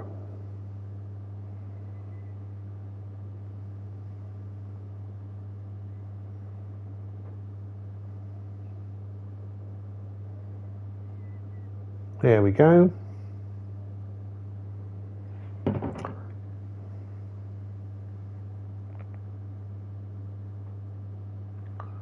That's a purple. Oh, I've done that thing where I press the button. I'm trying to factor in how do we get more purple stars on our journey towards the centre. Now, our current way of exploring is we're travelling about 4.5 thousand light years in my capital ship to a black hole, and then jumping into the black hole and jumping another 7,000 in my spaceship.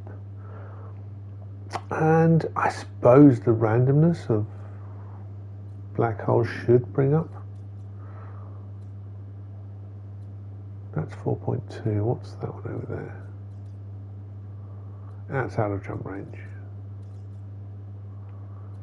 So into Akapot.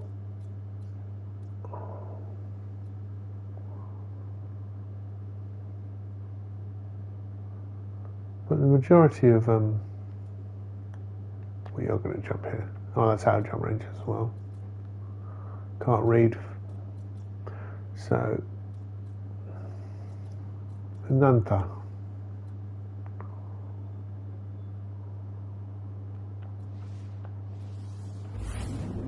Alright, let's go. Maybe the ship's a little bit too close to me. It's also flying backwards. I mean, that would definitely be true. There would be no need to orient yourself. Oh, now we're in ordinary orientation. There would be no need to orient yourself in warping, because you're not actually travelling.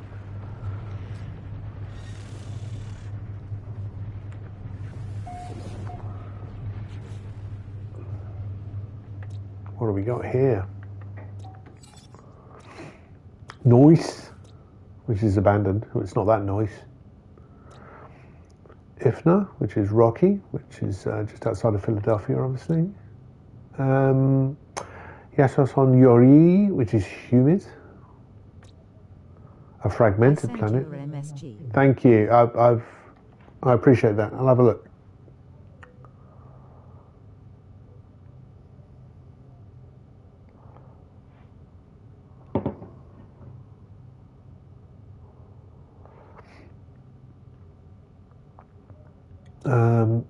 So that's fragmented, that's dusty, and that's ash shrouded. Should we go and put our feet down on a fragmented moon? Why not? Oh, before we do that, I will save.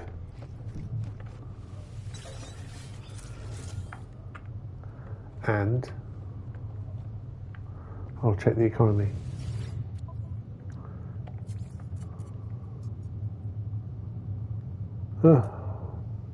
Not good prices for anything. And this is a shipping. Oh, it's mercantile. All right. Not the best sort. All right. We will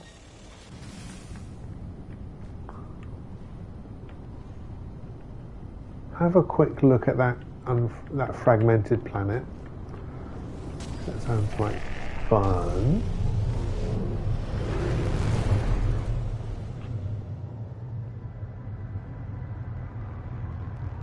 That's Rocky's planet.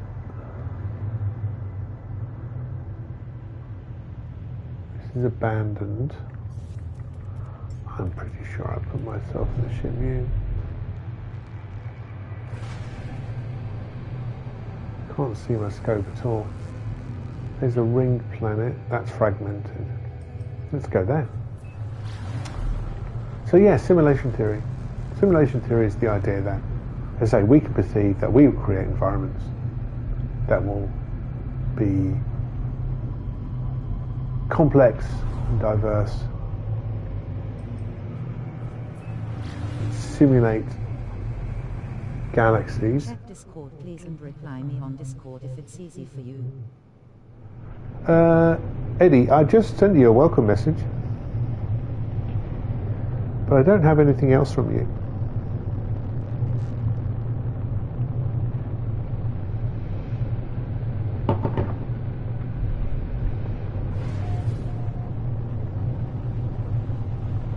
But yeah, you're on my Discord. Well, I'm going to put myself right here. Fragmented planets don't have many bases, if any.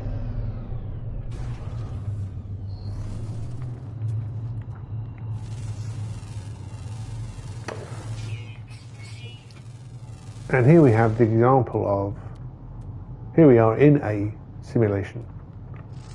The whole of No Man's Sky is a simulation. The Atlas is the base computer.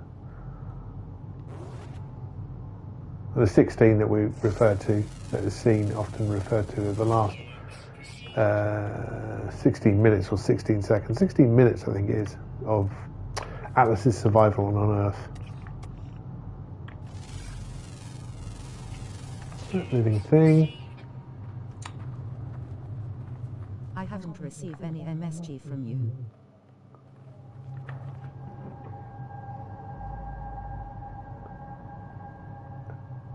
So you're part of my Discord. You've just got... Yeah, I can see you're on my... Let's try this. Hi. Eddie, there we go.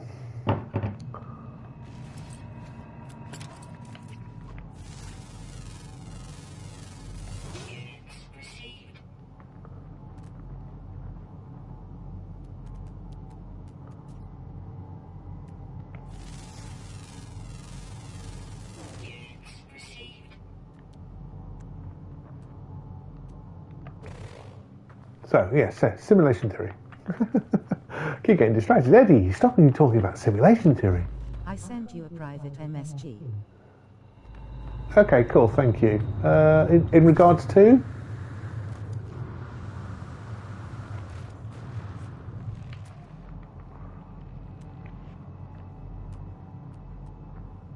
Oh, let's take that.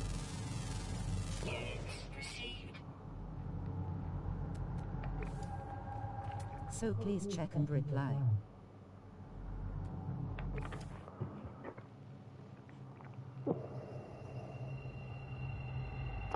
I haven't received a message. On Discord, this is.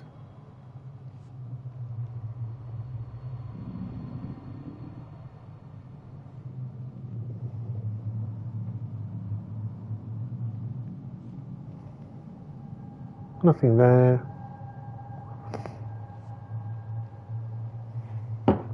Yeah, I haven't received a private message from you on Discord. I'm not sure why you're sending me a private message, to be honest. Seems a bit weird.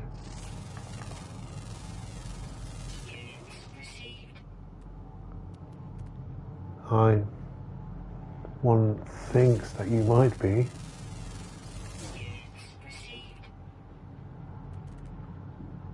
Trying to sell me something. Are you trying to sell me something, Eddie? Is it graphic design work?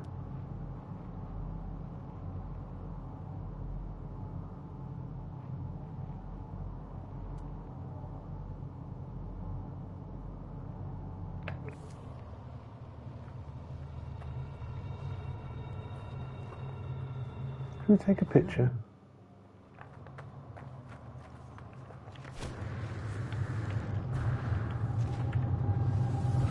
All right.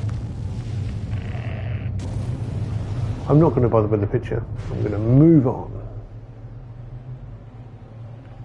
What I should do is claim that though. Nice.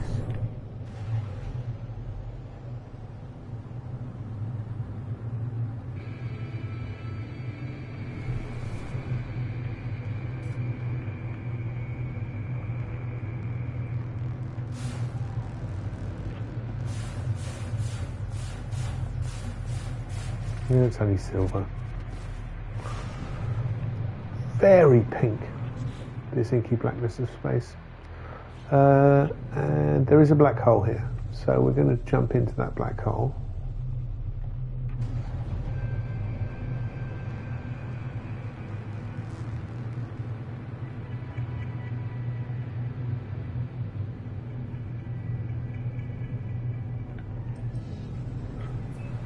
It must be near.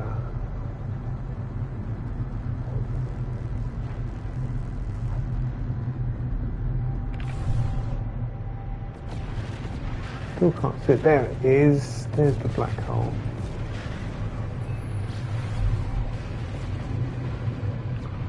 Not sure why my pulse engine immediately cut out then.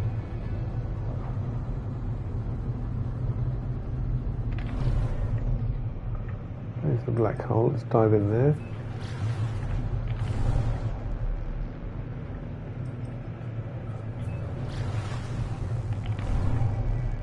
So again, trying to get some thoughts out on simulation theory.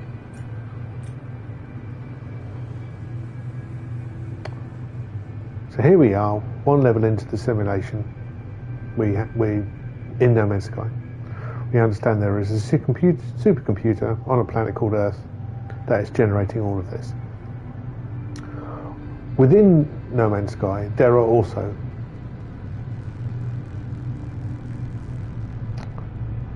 supercomputers creating simulations of their universe.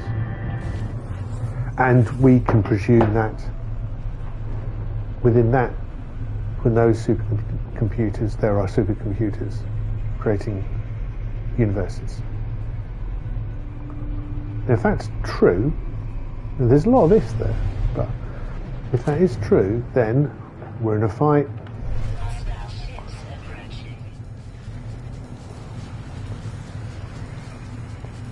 I'll tell you what I'm going to do here is blow out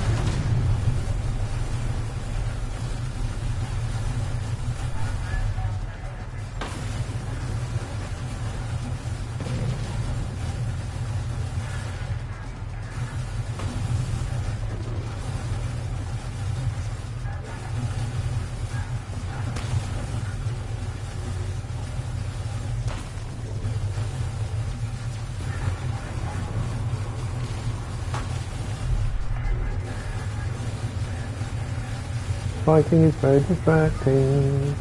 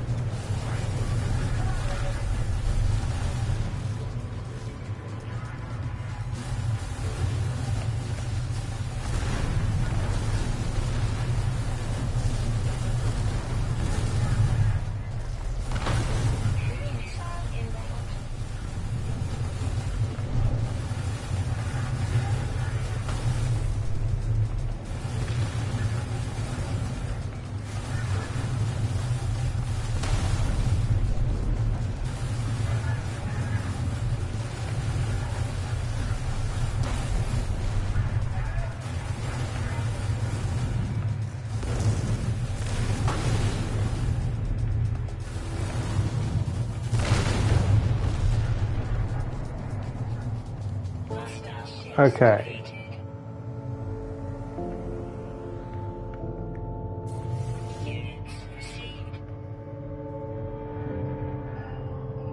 let's have a little chat with this pirate commander.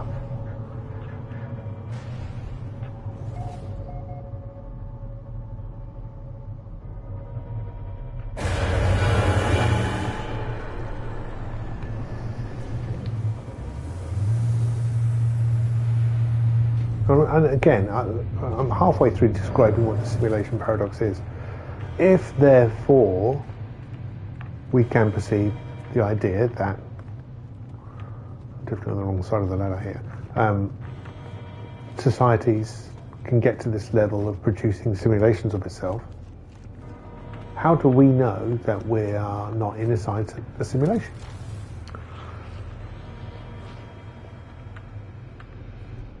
We don't.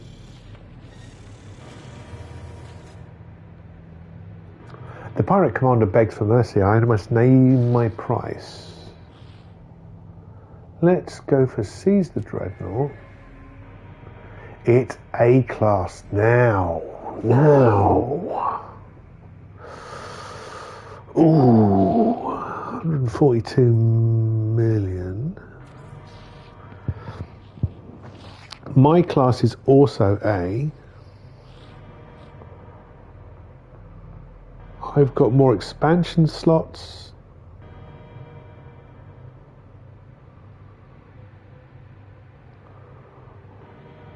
Have I 1, 2, 3, 4, 5, 6, 7, 14, well 19, it says 19. And right here out the back we've got 1, 2, we've got 3, 6, 9, 12, 15, 18, 19, 20. It's got 20. I think it might be time. Hyperdrive range is pathetic. Warp efficiency is the same. Storage space is down. Everything is down on where my ship is, but I should be able to. It's just very touch and go, isn't it? The improvement I get out of it. But I've had this freight for so long, grey matter.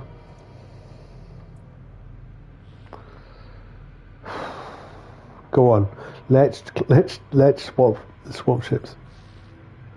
Inventory is not transferred when exchanging ships. Transfer items to the new ship before completing the exchange.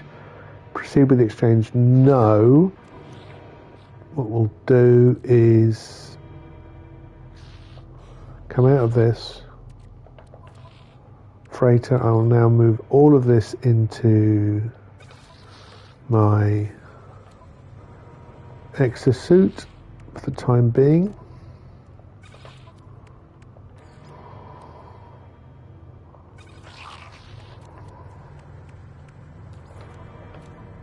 Going the long way around the horn.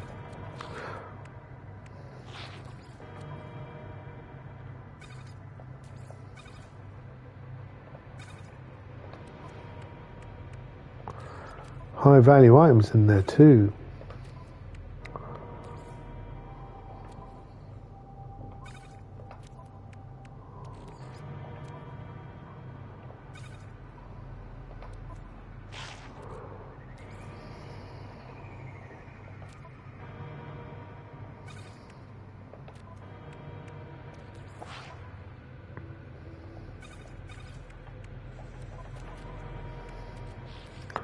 Warp hypercores. So here we are in simulation. And the issue is, once you accept that possibility that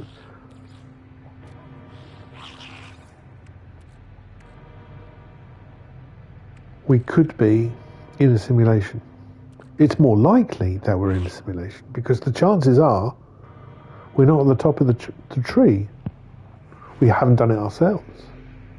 So we must be somewhere down the list of in the order of priority. All those other species are better than us.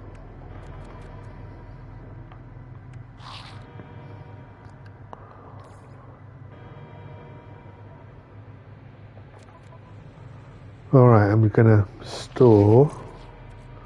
I'm going to break down my freighter completely here.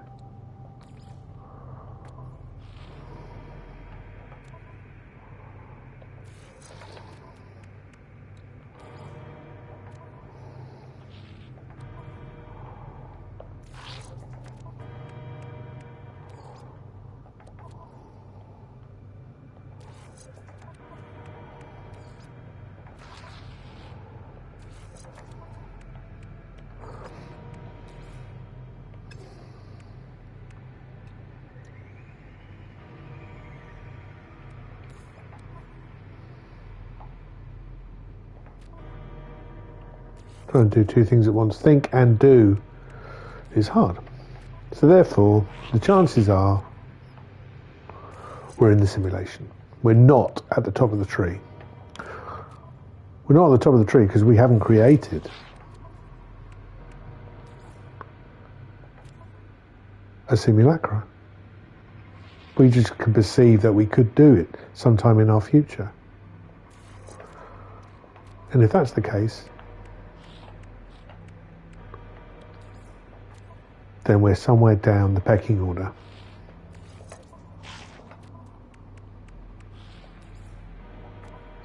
And that kind of works, that idea. And you do have to pick through a tremendous amount of ifs at the start.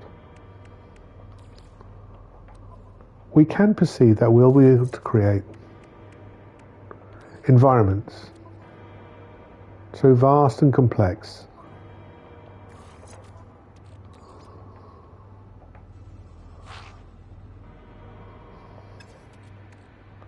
that the beings that we use to populate those spaces would not be able to distinguish it from reality. In fact, it would be their reality. All right. So there we are. And if that's the case, the chances are we're in a simulation. Because there are a finite number of environments that have created these things and an infinite number of, or a much greater number of environments that haven't. And we're somewhere down that list.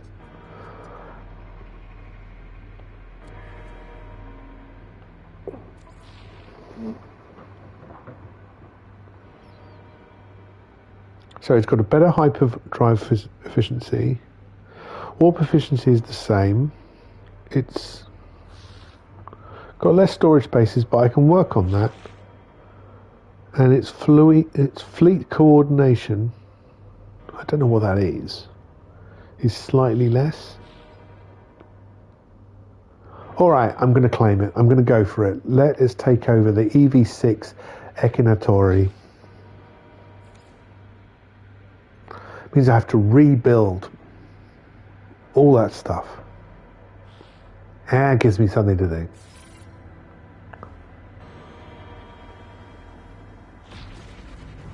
We now have this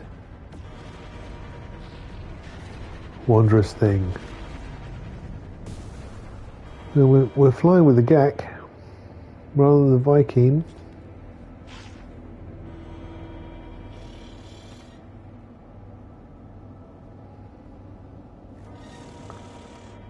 Has it actually transferred my layout as well? Oh, that's nice. I appreciate that.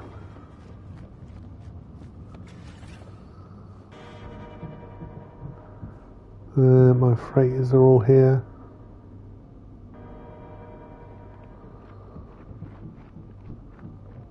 Cool. Okay. Well, that's nice. I thought I'd have to rebuild this all from scratch. But it's actually just copy the layout straight across.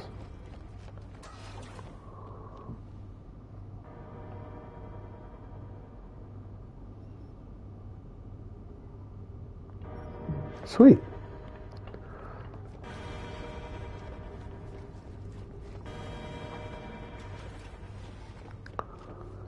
Let's save.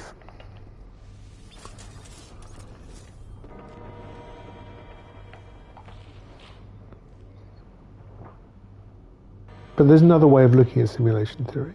And I'm stating this from a greater mind than mine, Neil deGrasse Tyson. And I accept that Neil deGrasse Tyson is definitely a greater mind than mine. He argues that in that model,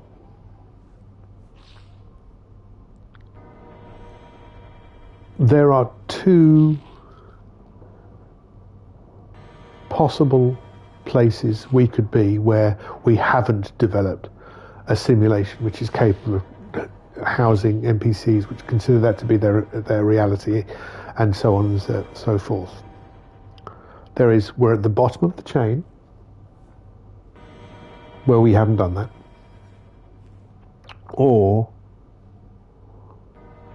we're at the top of the chain and nobody's done that. With Occam's razor, the likelihood is we're at the top of the chain and we haven't. We haven't found any life yet, any forms of identification that suggest that there is life anywhere else in our universe. Yet.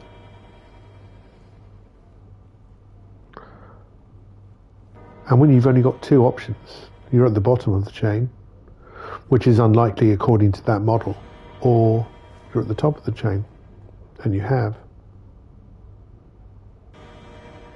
So it makes it more likely that we're the only environment here.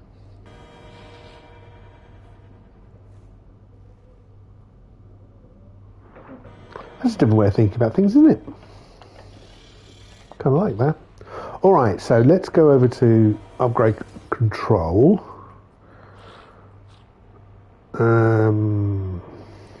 Base parts.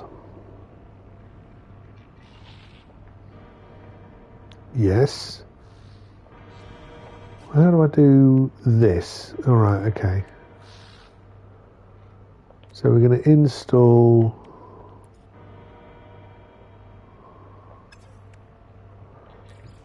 let's move that to here. Let's put in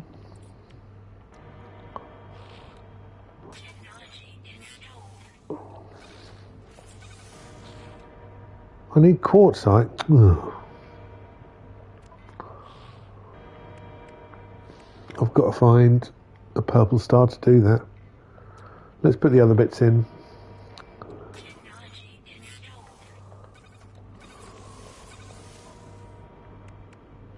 I'm not going to put these in any particular order.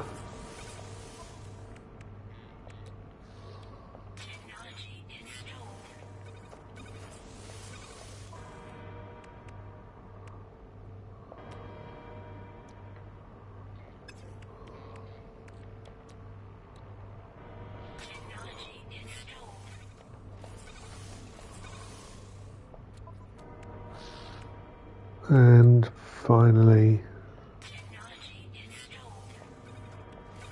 all right, so those are in.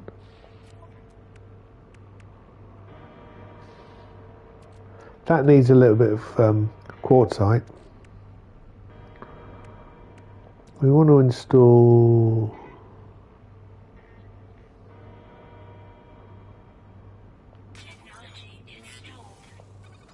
the scanners.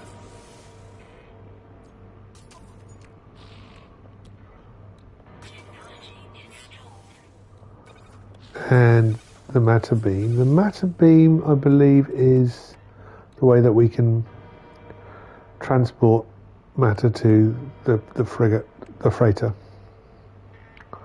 the capital ship. So what about these other bits? Install.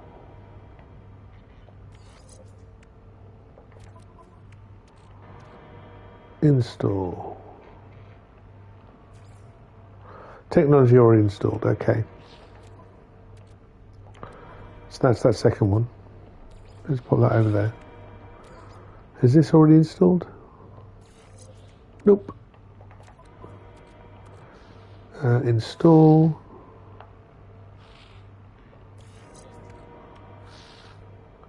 That's the battle computer. Okay. Install. That's... Oh, that's an upgrade. Fine.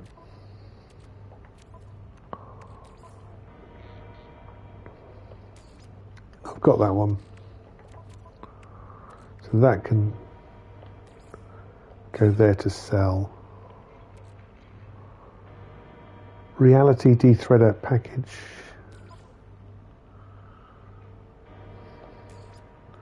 That's already installed. Oh, come on.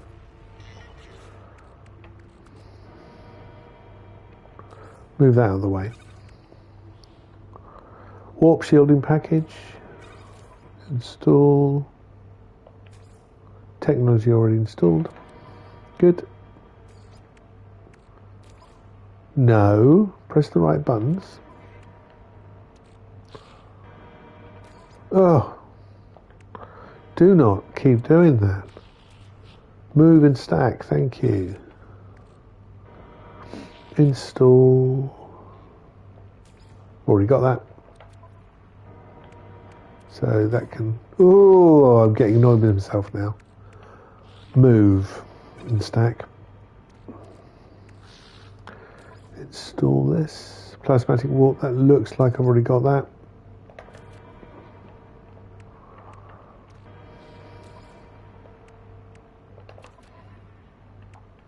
X.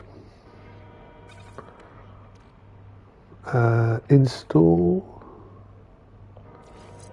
invincible thingamajigger. Oh, that looks like a good one to install. That's an upgrade, so we can put that there.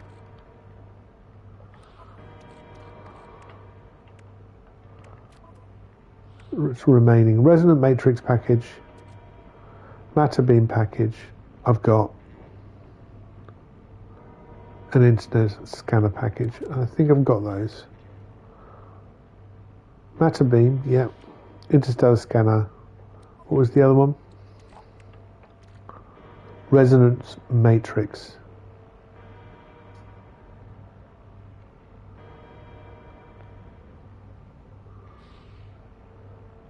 And that's the one we've got to build, isn't it? This one here, resonance matrix. Yeah. And we need quartzite for that.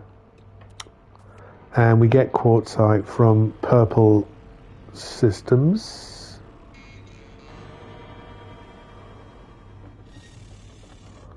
So let's go and have a look for... I mean, I could just nip out of my ship.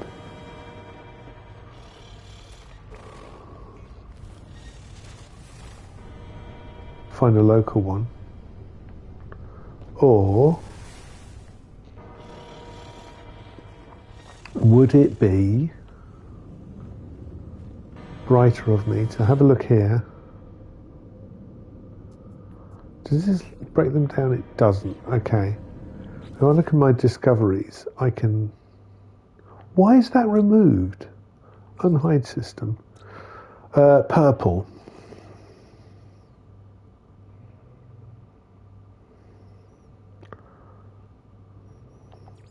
Tobaride. See.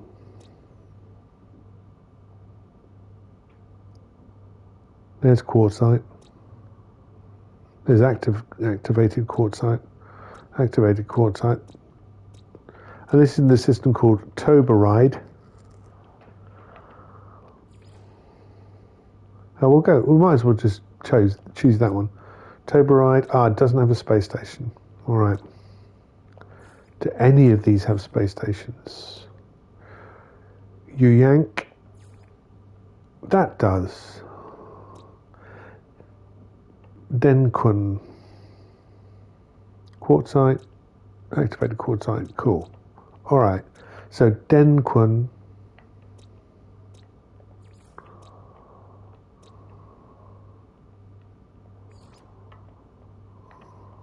Are you not going to?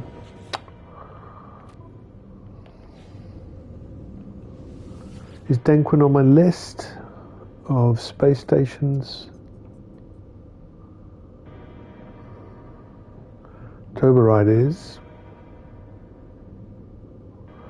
Well, then we can go there.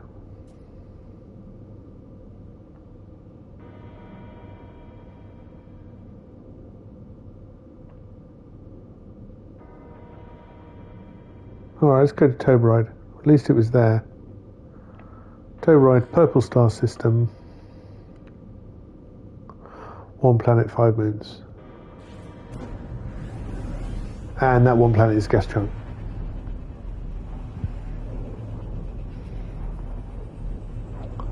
So the issue with simulation theory is, okay, we can perceive that reality, and then we jump over the quantifiable mathematics to make out where we are on that understanding.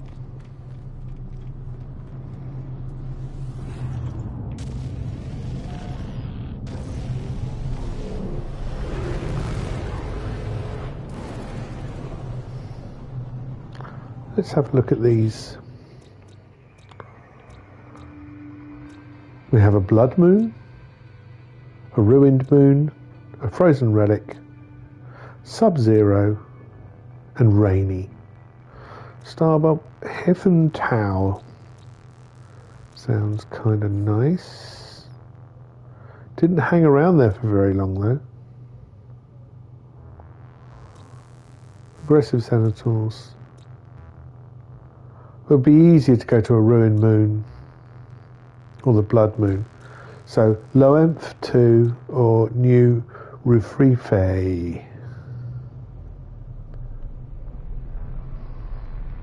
Here's the gas giants.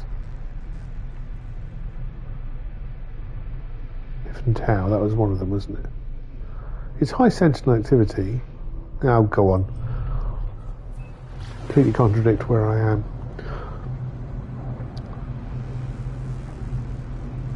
But the idea that, first off, we haven't created the simulation doesn't means that we're not capable of really understanding what it needs to make a simulation of this capacity. In the same way that we can understand that we should be able to create cold fusion, but we haven't. Cold fusion is always 50 years away. Until it's here. It's one of those things that we can see that we should be able to invent this thing. And we haven't. We should be able to develop cures for cancer. And here's the thing we have. Not all of them. Not many of them. No landing, no parking. Ugh. How rude. Wouldn't, cost you a lot just to build me a little landing platform.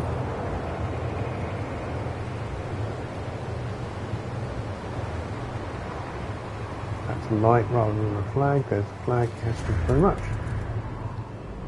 Very windy. It's kind of a relatively new effect.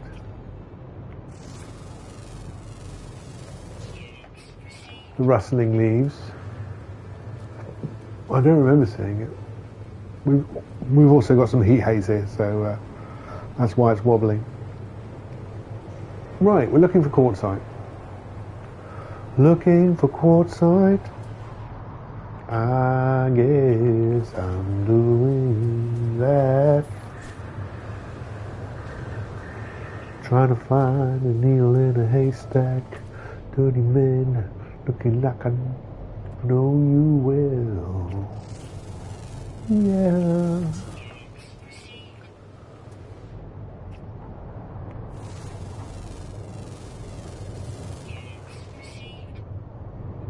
There is a species right there, and it's only 34 units away.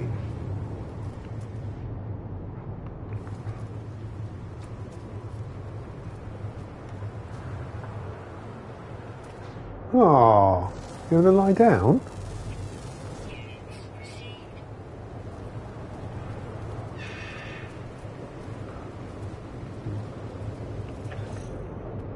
More red dots. I know I'm being distracted.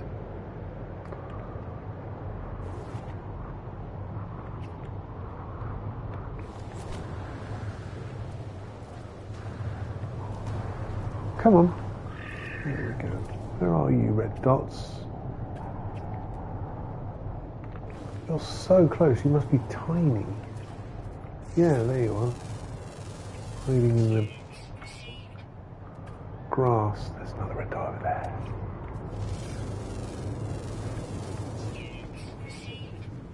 Seven of 12, not bad. I mean, the weather's not great, but...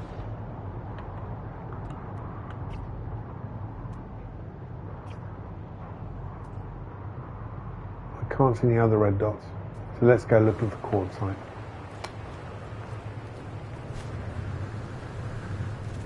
And with things we haven't worked out yet, we're not very good at actually working out how much effort it's going to take to actually solve a problem.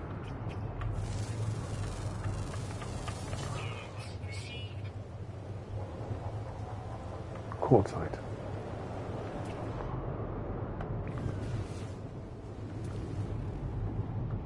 There's no base over there.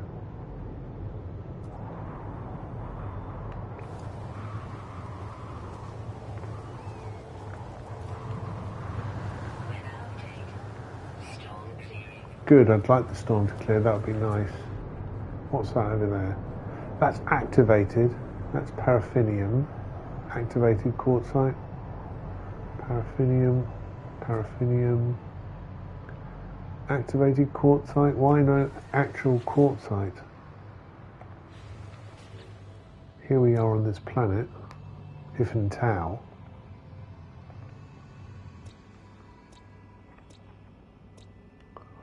Huh, it's only activated quartzite. Quartzite is on Worcester. Should we call it Worcester? Worcester, Ribe or Ribe? Alright, we want to go there. We don't want activated quartzite. Or Rafifi?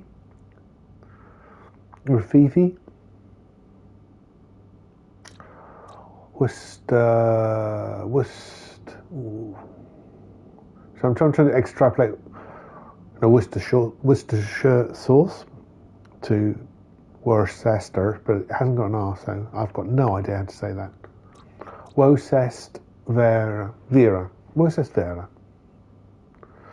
It's got aggressive sentinel, so I don't like the sound of that. That sounds completely empty.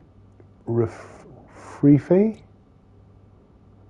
And that's activated as well. So new Rafifi is what I want.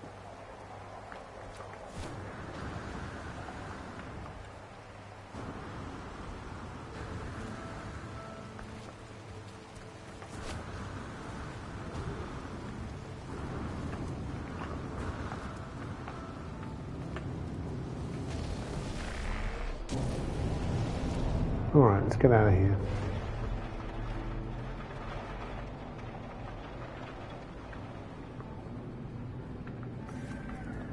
Put myself back inside the ship.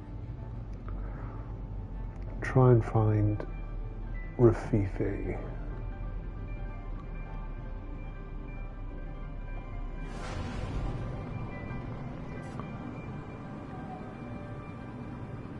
There's a planet, I don't know which one it is.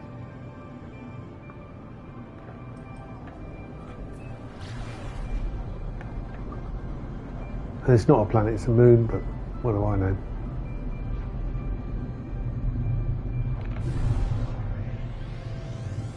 That's with beta. This is OCM minor. That's where we just came from.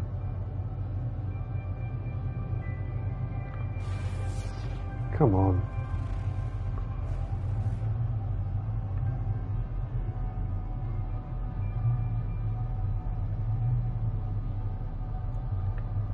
What's that? Is that the one we were just looking at?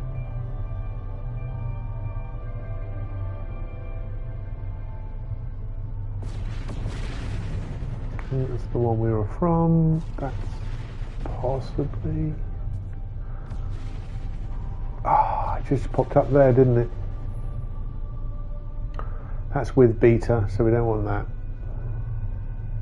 So it's either on the other side. I think they're both on the other side of this gas giant.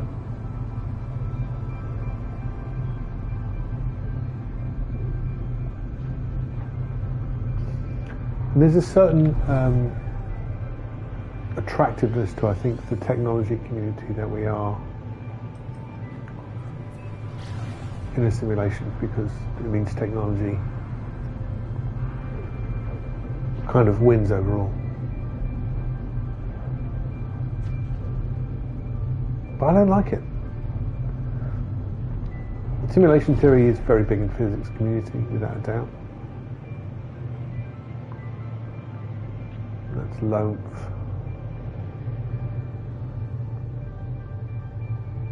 As is the lack of free will.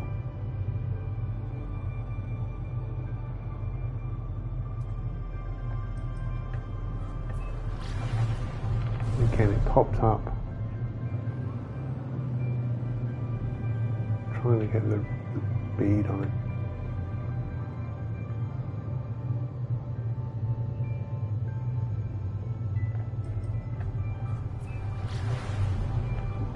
Have to go a bit closer. If I end up where I was, I'd be annoyed. Are you going to tell me what you are? No. I'm just going to have a quick look here. It's blue with a red bit, so it might be. That's not the one I'm looking for, though, is it? It's New Rafiki, which is a ruined moon. That doesn't look like a ruined moon.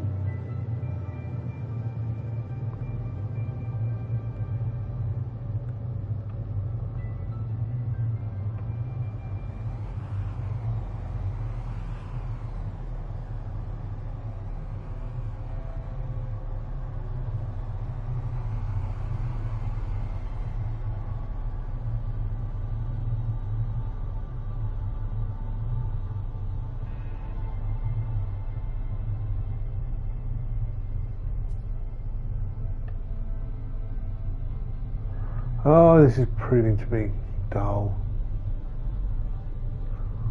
Where's the sun? If that's the sun, let's head towards the sun. Let's get out of this field and see if I can see it from a greater distance. And both simulation theory and the lack of free will are completely two separate lines of thinking.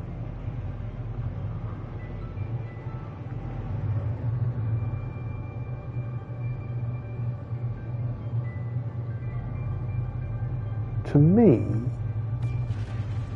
there's that red and white one, there's a dark one, there's another one.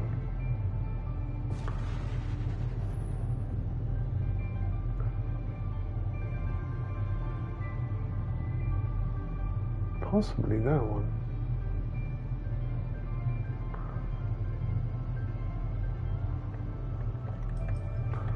Gonna go for it.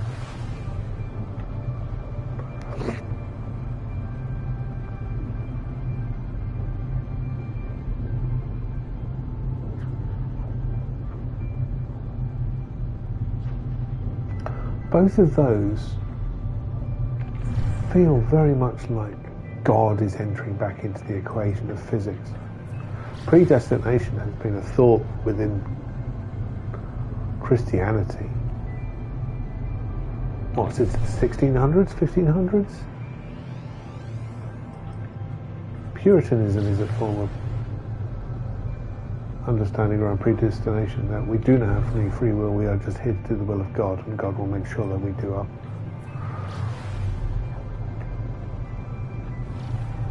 His will. And simulation theory presumes that there is something bigger and greater than us, that is our Creator, which is very similar to believing in God. I'm not completely sold on that idea. I remember this place, built out of old ruins.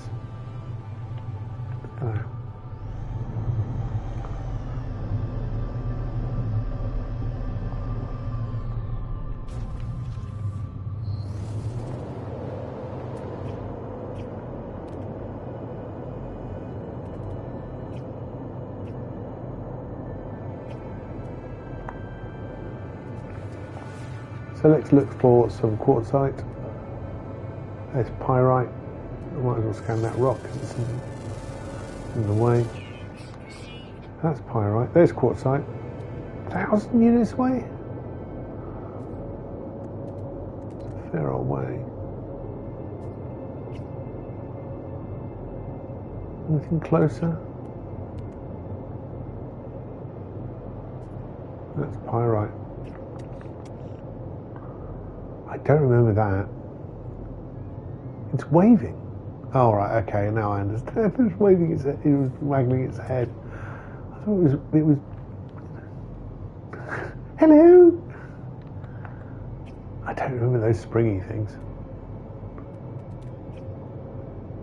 Silver.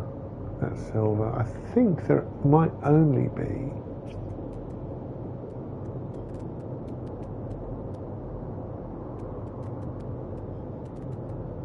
one quartzite deposit. Here it is. Alright, it's 1,000 units away, so it's going to take us a while to get there by foot, but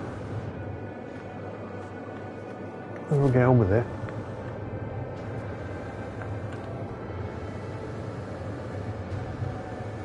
Okay, we have a geothermal event that's been detected. I don't know what that is. I presume that's some form of volcanism, tectonic plates even.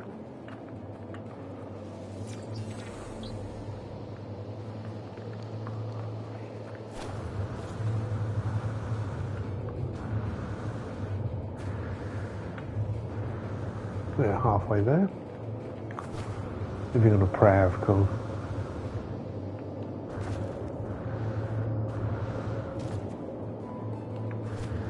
Oh, that was a dreadful flick. There we go. Get over there and find it something like 1 unit.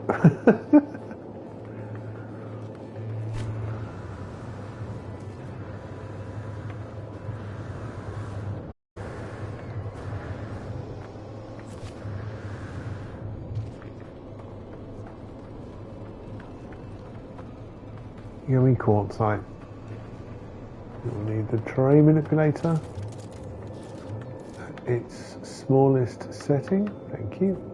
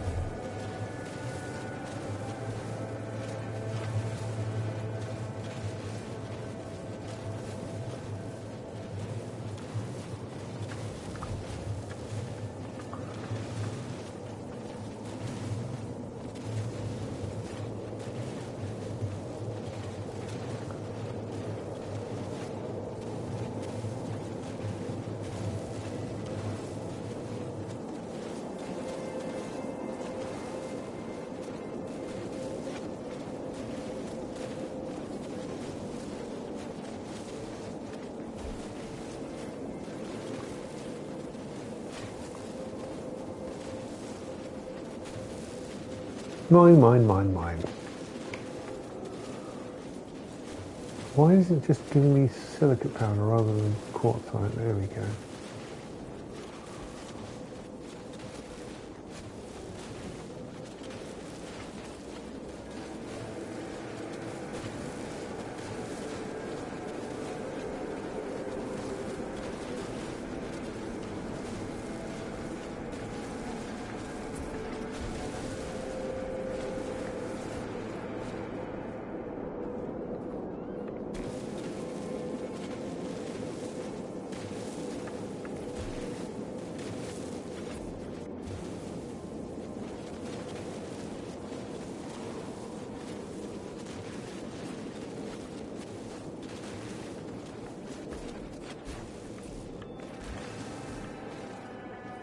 Yeah, I think that's all of it. I wish the scanner would update, but it's not gonna.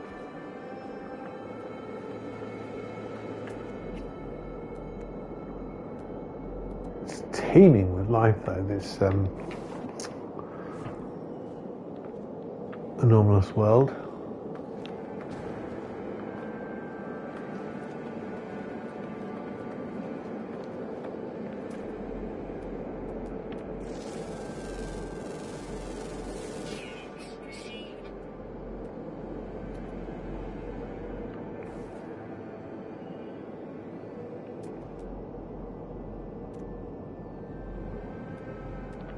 What are there's only 2 left.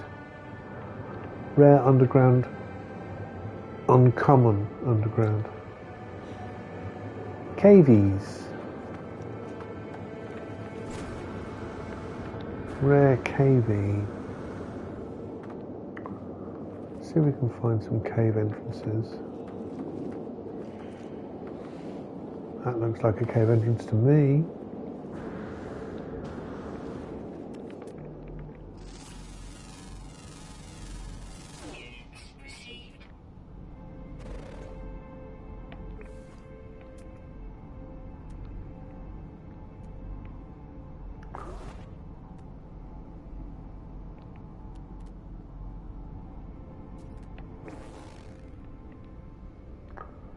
Beautiful.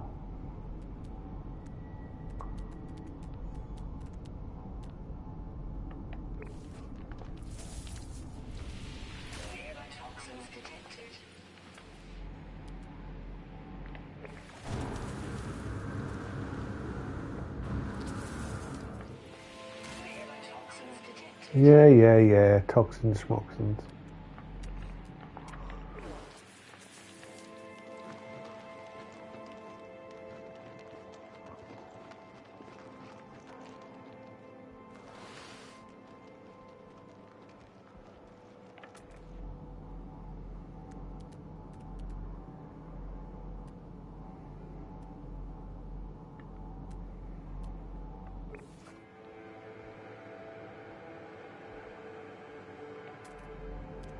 Can't see any red dots. Oh, there's a question mark there.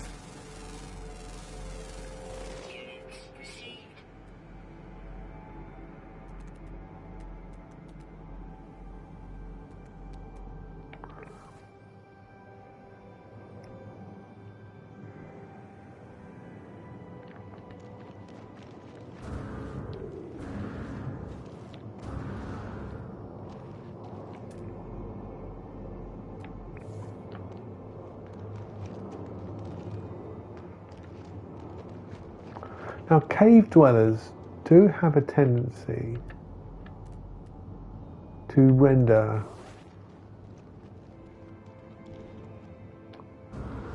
quite late.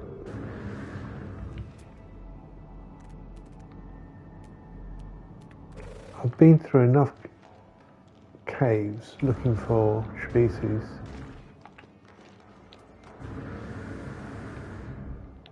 to understand that. There's one. Oh, just one left now.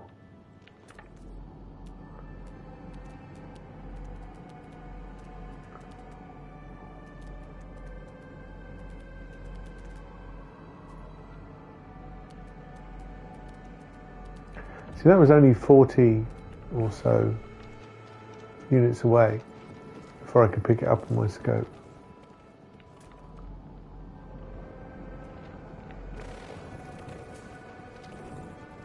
I still can't actually. Oh, it's there, tiny thing, tiny thing.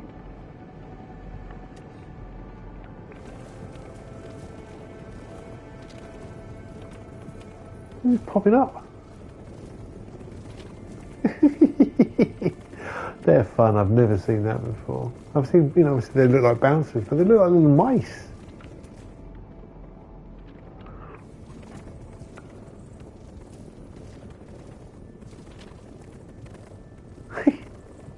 Just up there.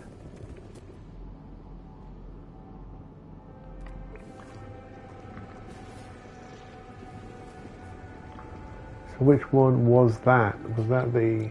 I guess that was the uncommon one. Yeah, we still have rare underground.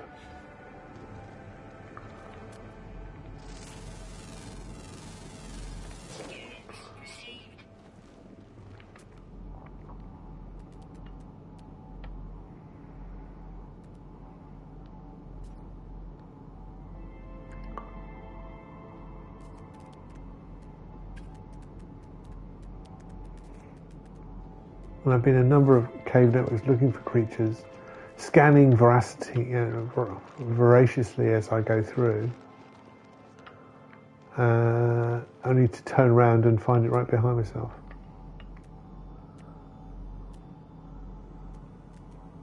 I'm not saying that's going to happen right now, but they seem to take, in the computing scheme of the brain of this simulation,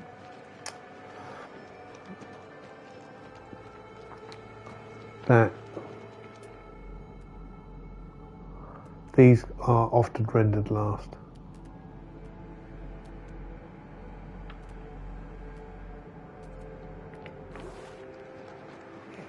Let's carry on exploring. I'm kindly walking my way back to the ship now anyway. Definitely got enough quartzite.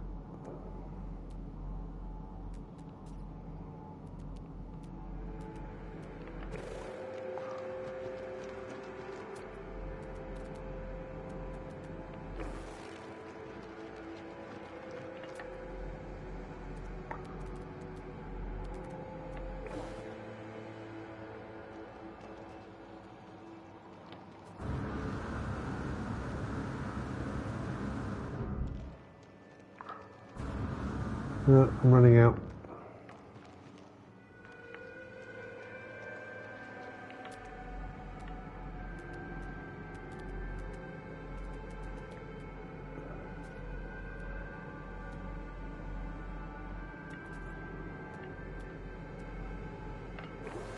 All right, let's terrain manipulate myself out of here. Let's just top up. Oh, that's an odd background.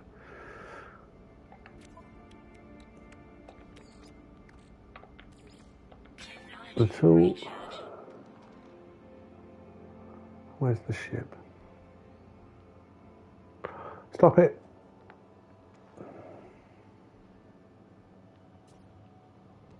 Ship is this way. So I will create a tunnel.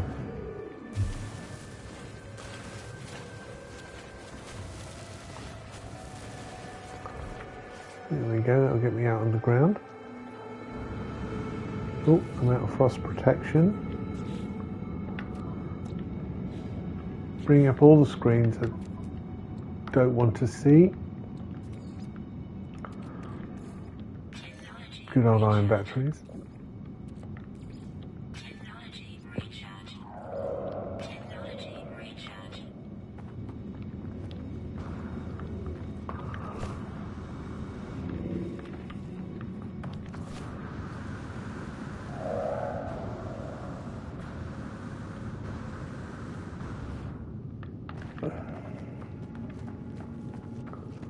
I'm not going to get distracted by this last life form. I'm not. I promise you.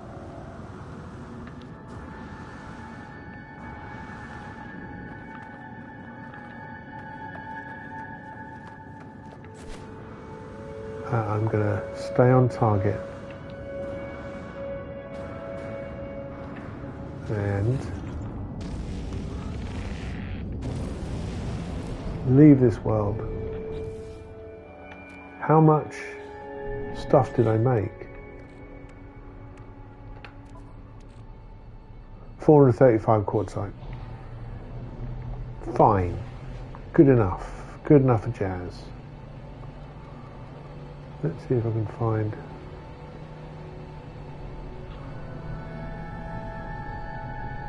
a space station? No? Anywhere?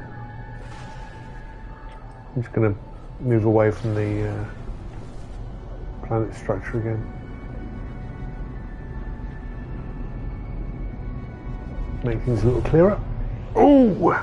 There it is.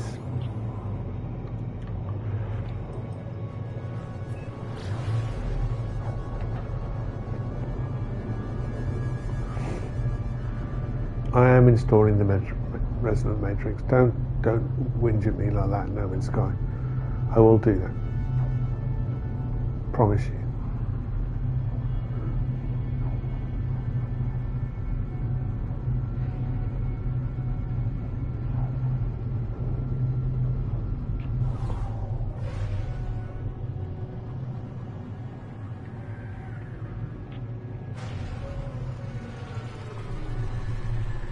Now, admittedly, because of my reticence against simulation theory and free will, the lack of free will in the universe, I don't like those theories, so therefore I am keen to find confirmation bias, call it, theories which support my line of thinking. I am fully aware of that.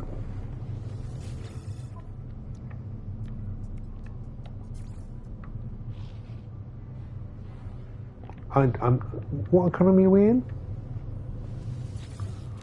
Can't remember.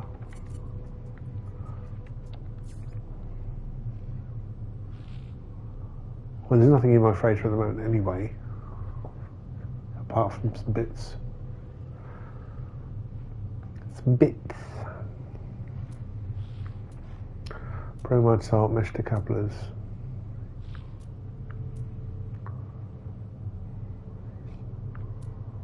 Conducting 5-ohm, no.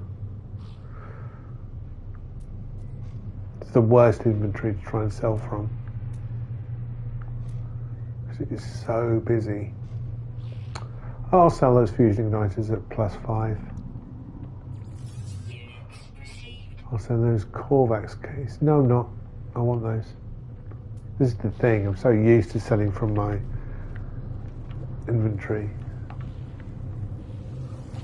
And the logic doesn't apply the same. The reason things are in my exosuit is because they're useful. The reason they're in my freighter inventory is because they're not. They're there to be sold. All right, so let's walk back to grey matter. But that's not my capital ship.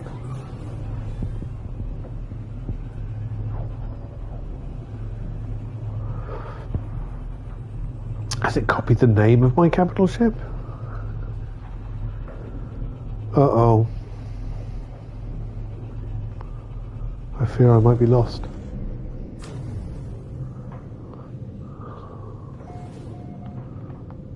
Gonski Ibo system. No, this is the one. It has copied the name across. Interesting. And let's install that resonance matrix. Quartzite.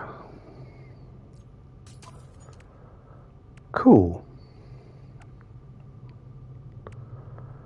I need to really tidy up my inventory now.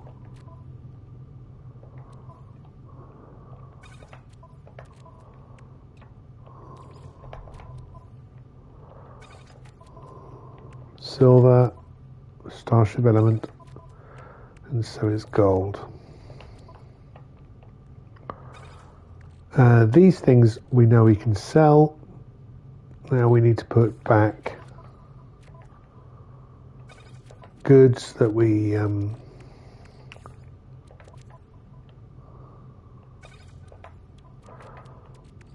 don't know why I'm going the long way around the horn.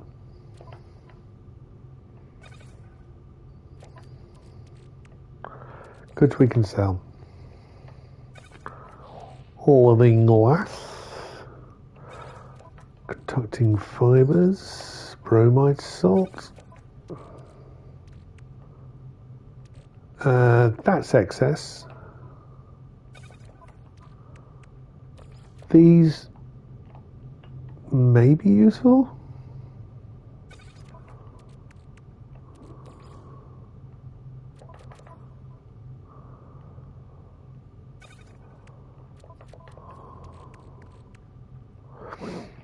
Technology module harvested from remains of large interstellar starship may be collected from freighter crash sites or salvaged in frigate expeditions. Useless as the current form, a research station aboard your freighter may be able to convert it into usable technology.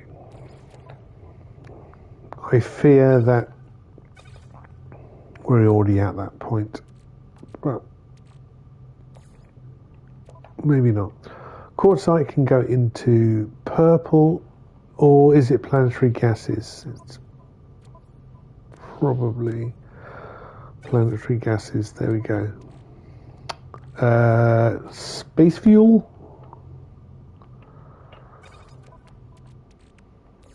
Can go down here. And that looks like my inventory is back to normal here. Again, for me, it's about having that visual plot of my inventory. I understand that top row is full of things. This has got 6 things. That's got 3. That's got 7. And I know what those elements roughly are. So I can spot things which are out of place, such as warp hypercores. These are in the wrong place. These should be over here. Mind control devices, also a freighter thing, as are holographic analyzers and mineral compressors. So what I can tell is definitely we have less spaces in my freighter cargo point. We have... Can I do anything about that? I'm not sure I can. Yeah, add additional storage is grayed out. So I can't do that.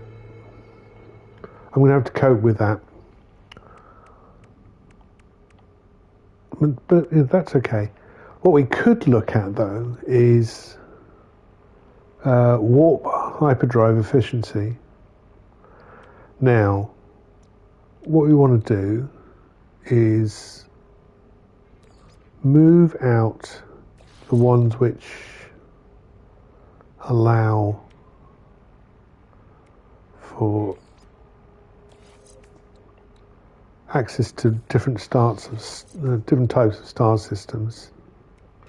So that's purple, that's red, that's green. And just look at, that's blue. Alright, so I'm moving them out of the way. And we're going to put in, this is supercharged, which is fine. I'll also add a hypercore to it. And now if we put them more,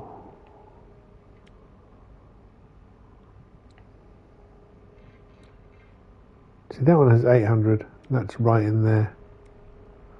That has 300, that has 200, 50, 50, 50. This is 96, 246, 207. Those are functions. So we've got 246 there.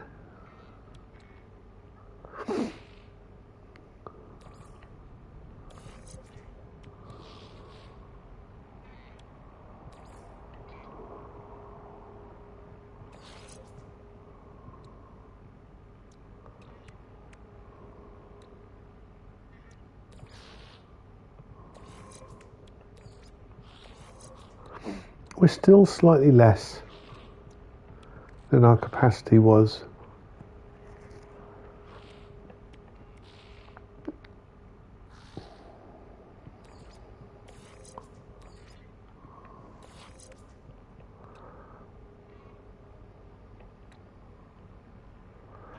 That's supercharged and that's supercharged.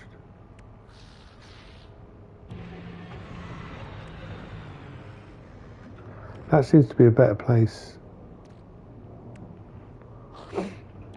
for that. I don't think this needs to be supercharged.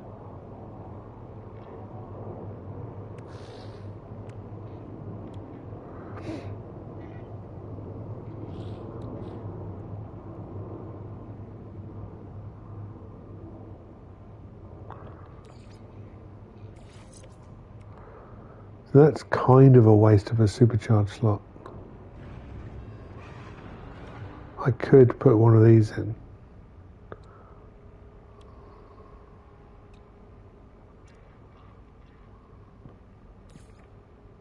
Like that. And that brings up our trade skill by 44.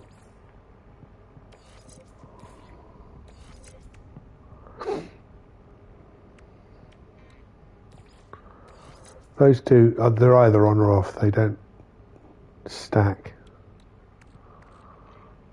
50, 96, 200, 27, 246, 300, 800.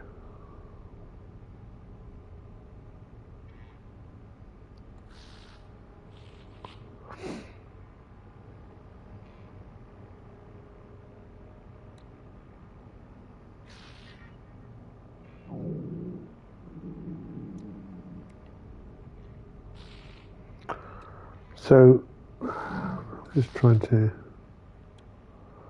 It'd be nice to have that slot open, wouldn't it?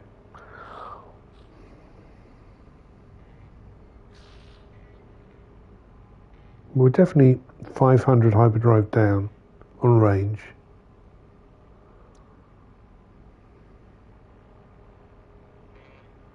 I wonder whether if we went like that. This is 800. I think it's the highest. Yeah.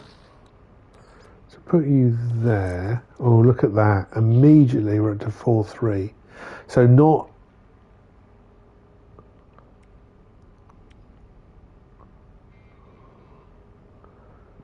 $207, 246. We've got a 300.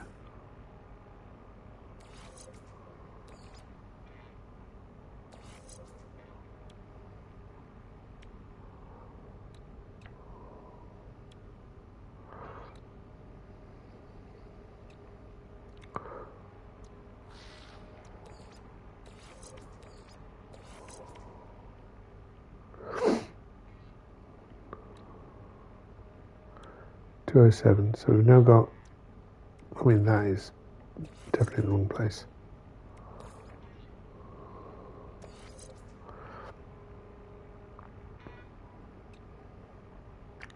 That's 1,000. That's 300. That's 207. That's 246. That's 200. That's 50. That's 96. 50, 50, 50.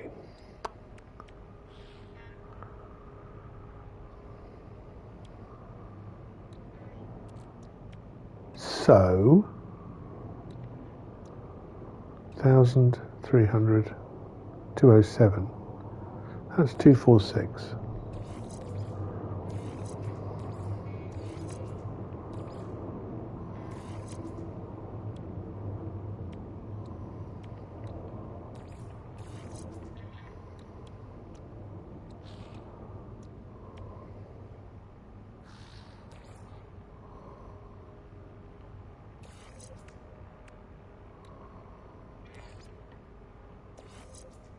Really?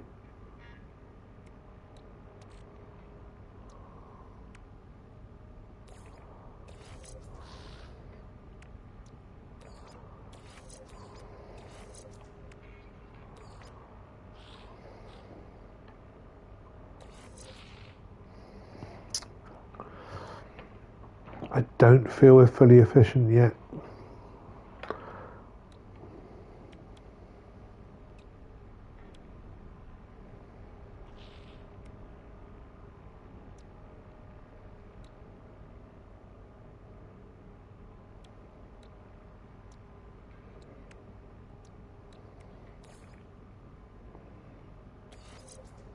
That's better.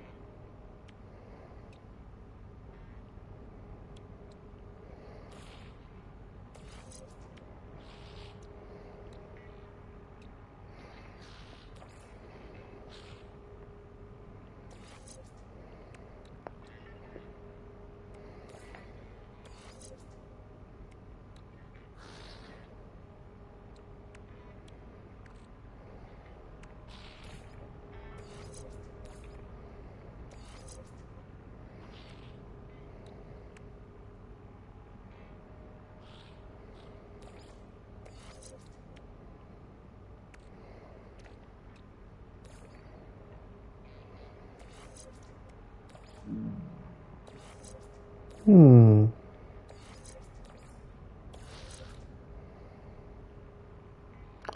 4331 we're up to now.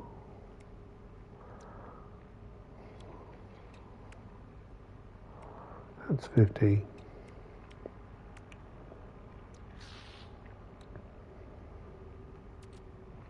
Which isn't bad, but I'm pretty sure we were up to 4.5 on the last freighter, but I'll accept it.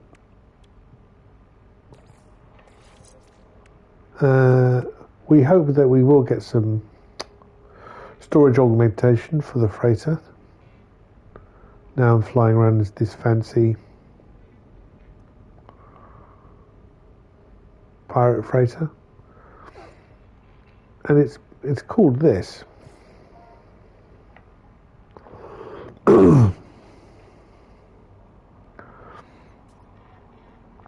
For these ships, I do like naming my capital ships after culture ships. So I'm going to look at grey matter being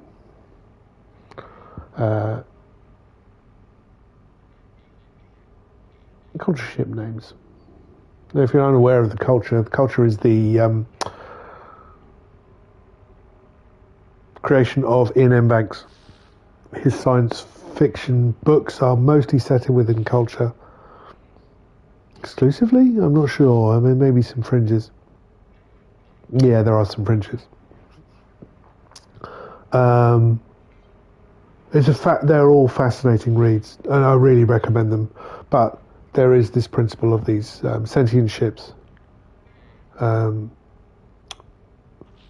vast, massive starships which enable travel, but are completely autonomous in that they can't be told what to do.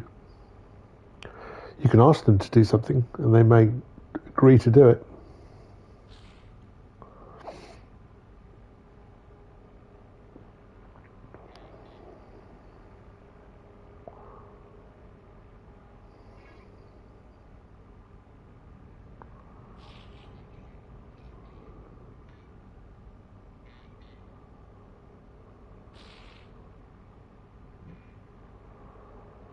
So I'm just looking at, well, I'm not, I'm actually looking at the categorizations.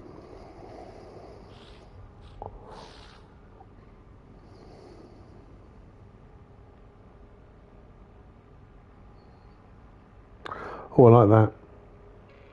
Irregular apocalypse.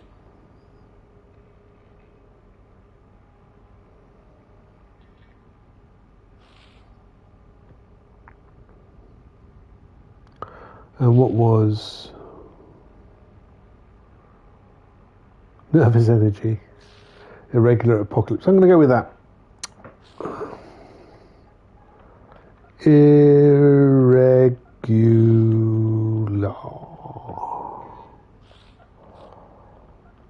apocalypse.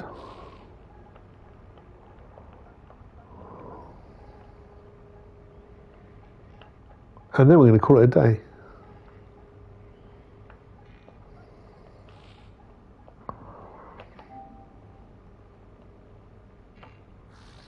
We have a new freighter.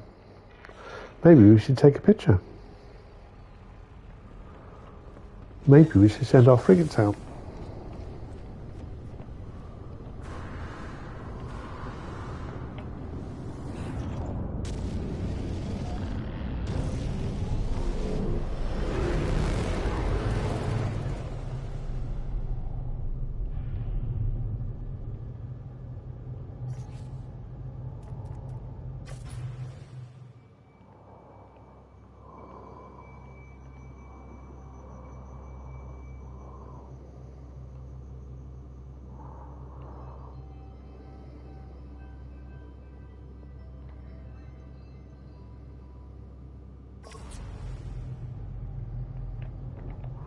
Maybe let's take it out a bit further out from the ship.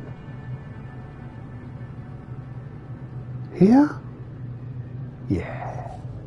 Let's try this.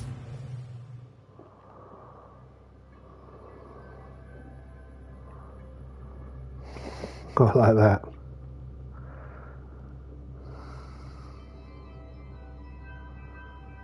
There's some menace there.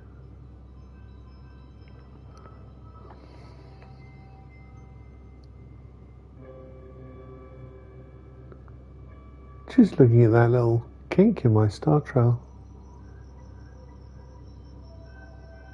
Not sure what that is. Anyway, let's bring the camera back.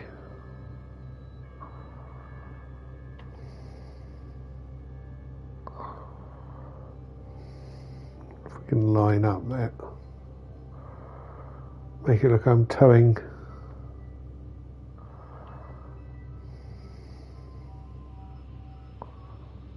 Yeah, I don't like that.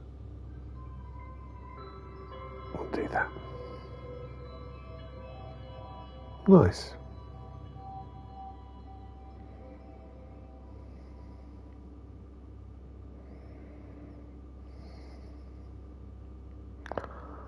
Yeah? Yeah.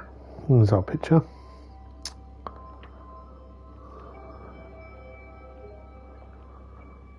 Nice. All right, that will do us today. I will continue. We were going to continue our journey tomorrow. In the inky blackness of space, there is no man's sky, without what might be me wittering on about other crazy bits of physics.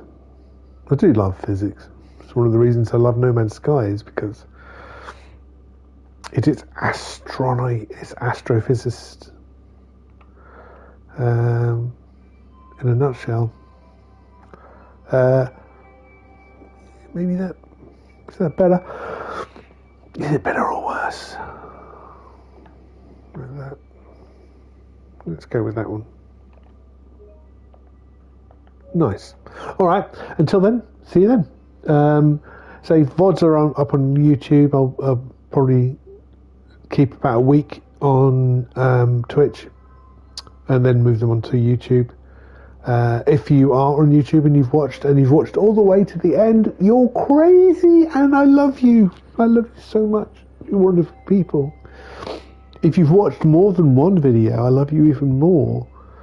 There's an awful lot of impetus put on getting new viewers, but I like repeat viewers. I like people who stick around and enjoy the fun. So thanks to you, because you're the best. You really are the best people. There is a Discord. I've set it up. There's nobody there right now, apart from me. But if you do want to chat, you can get the link from my, you should be able to get the link in my descriptions of the videos on YouTube, but I'm now worried that that link is expired. Let's go check that out as well. All right, until then, have a great day, and I'll see you soon.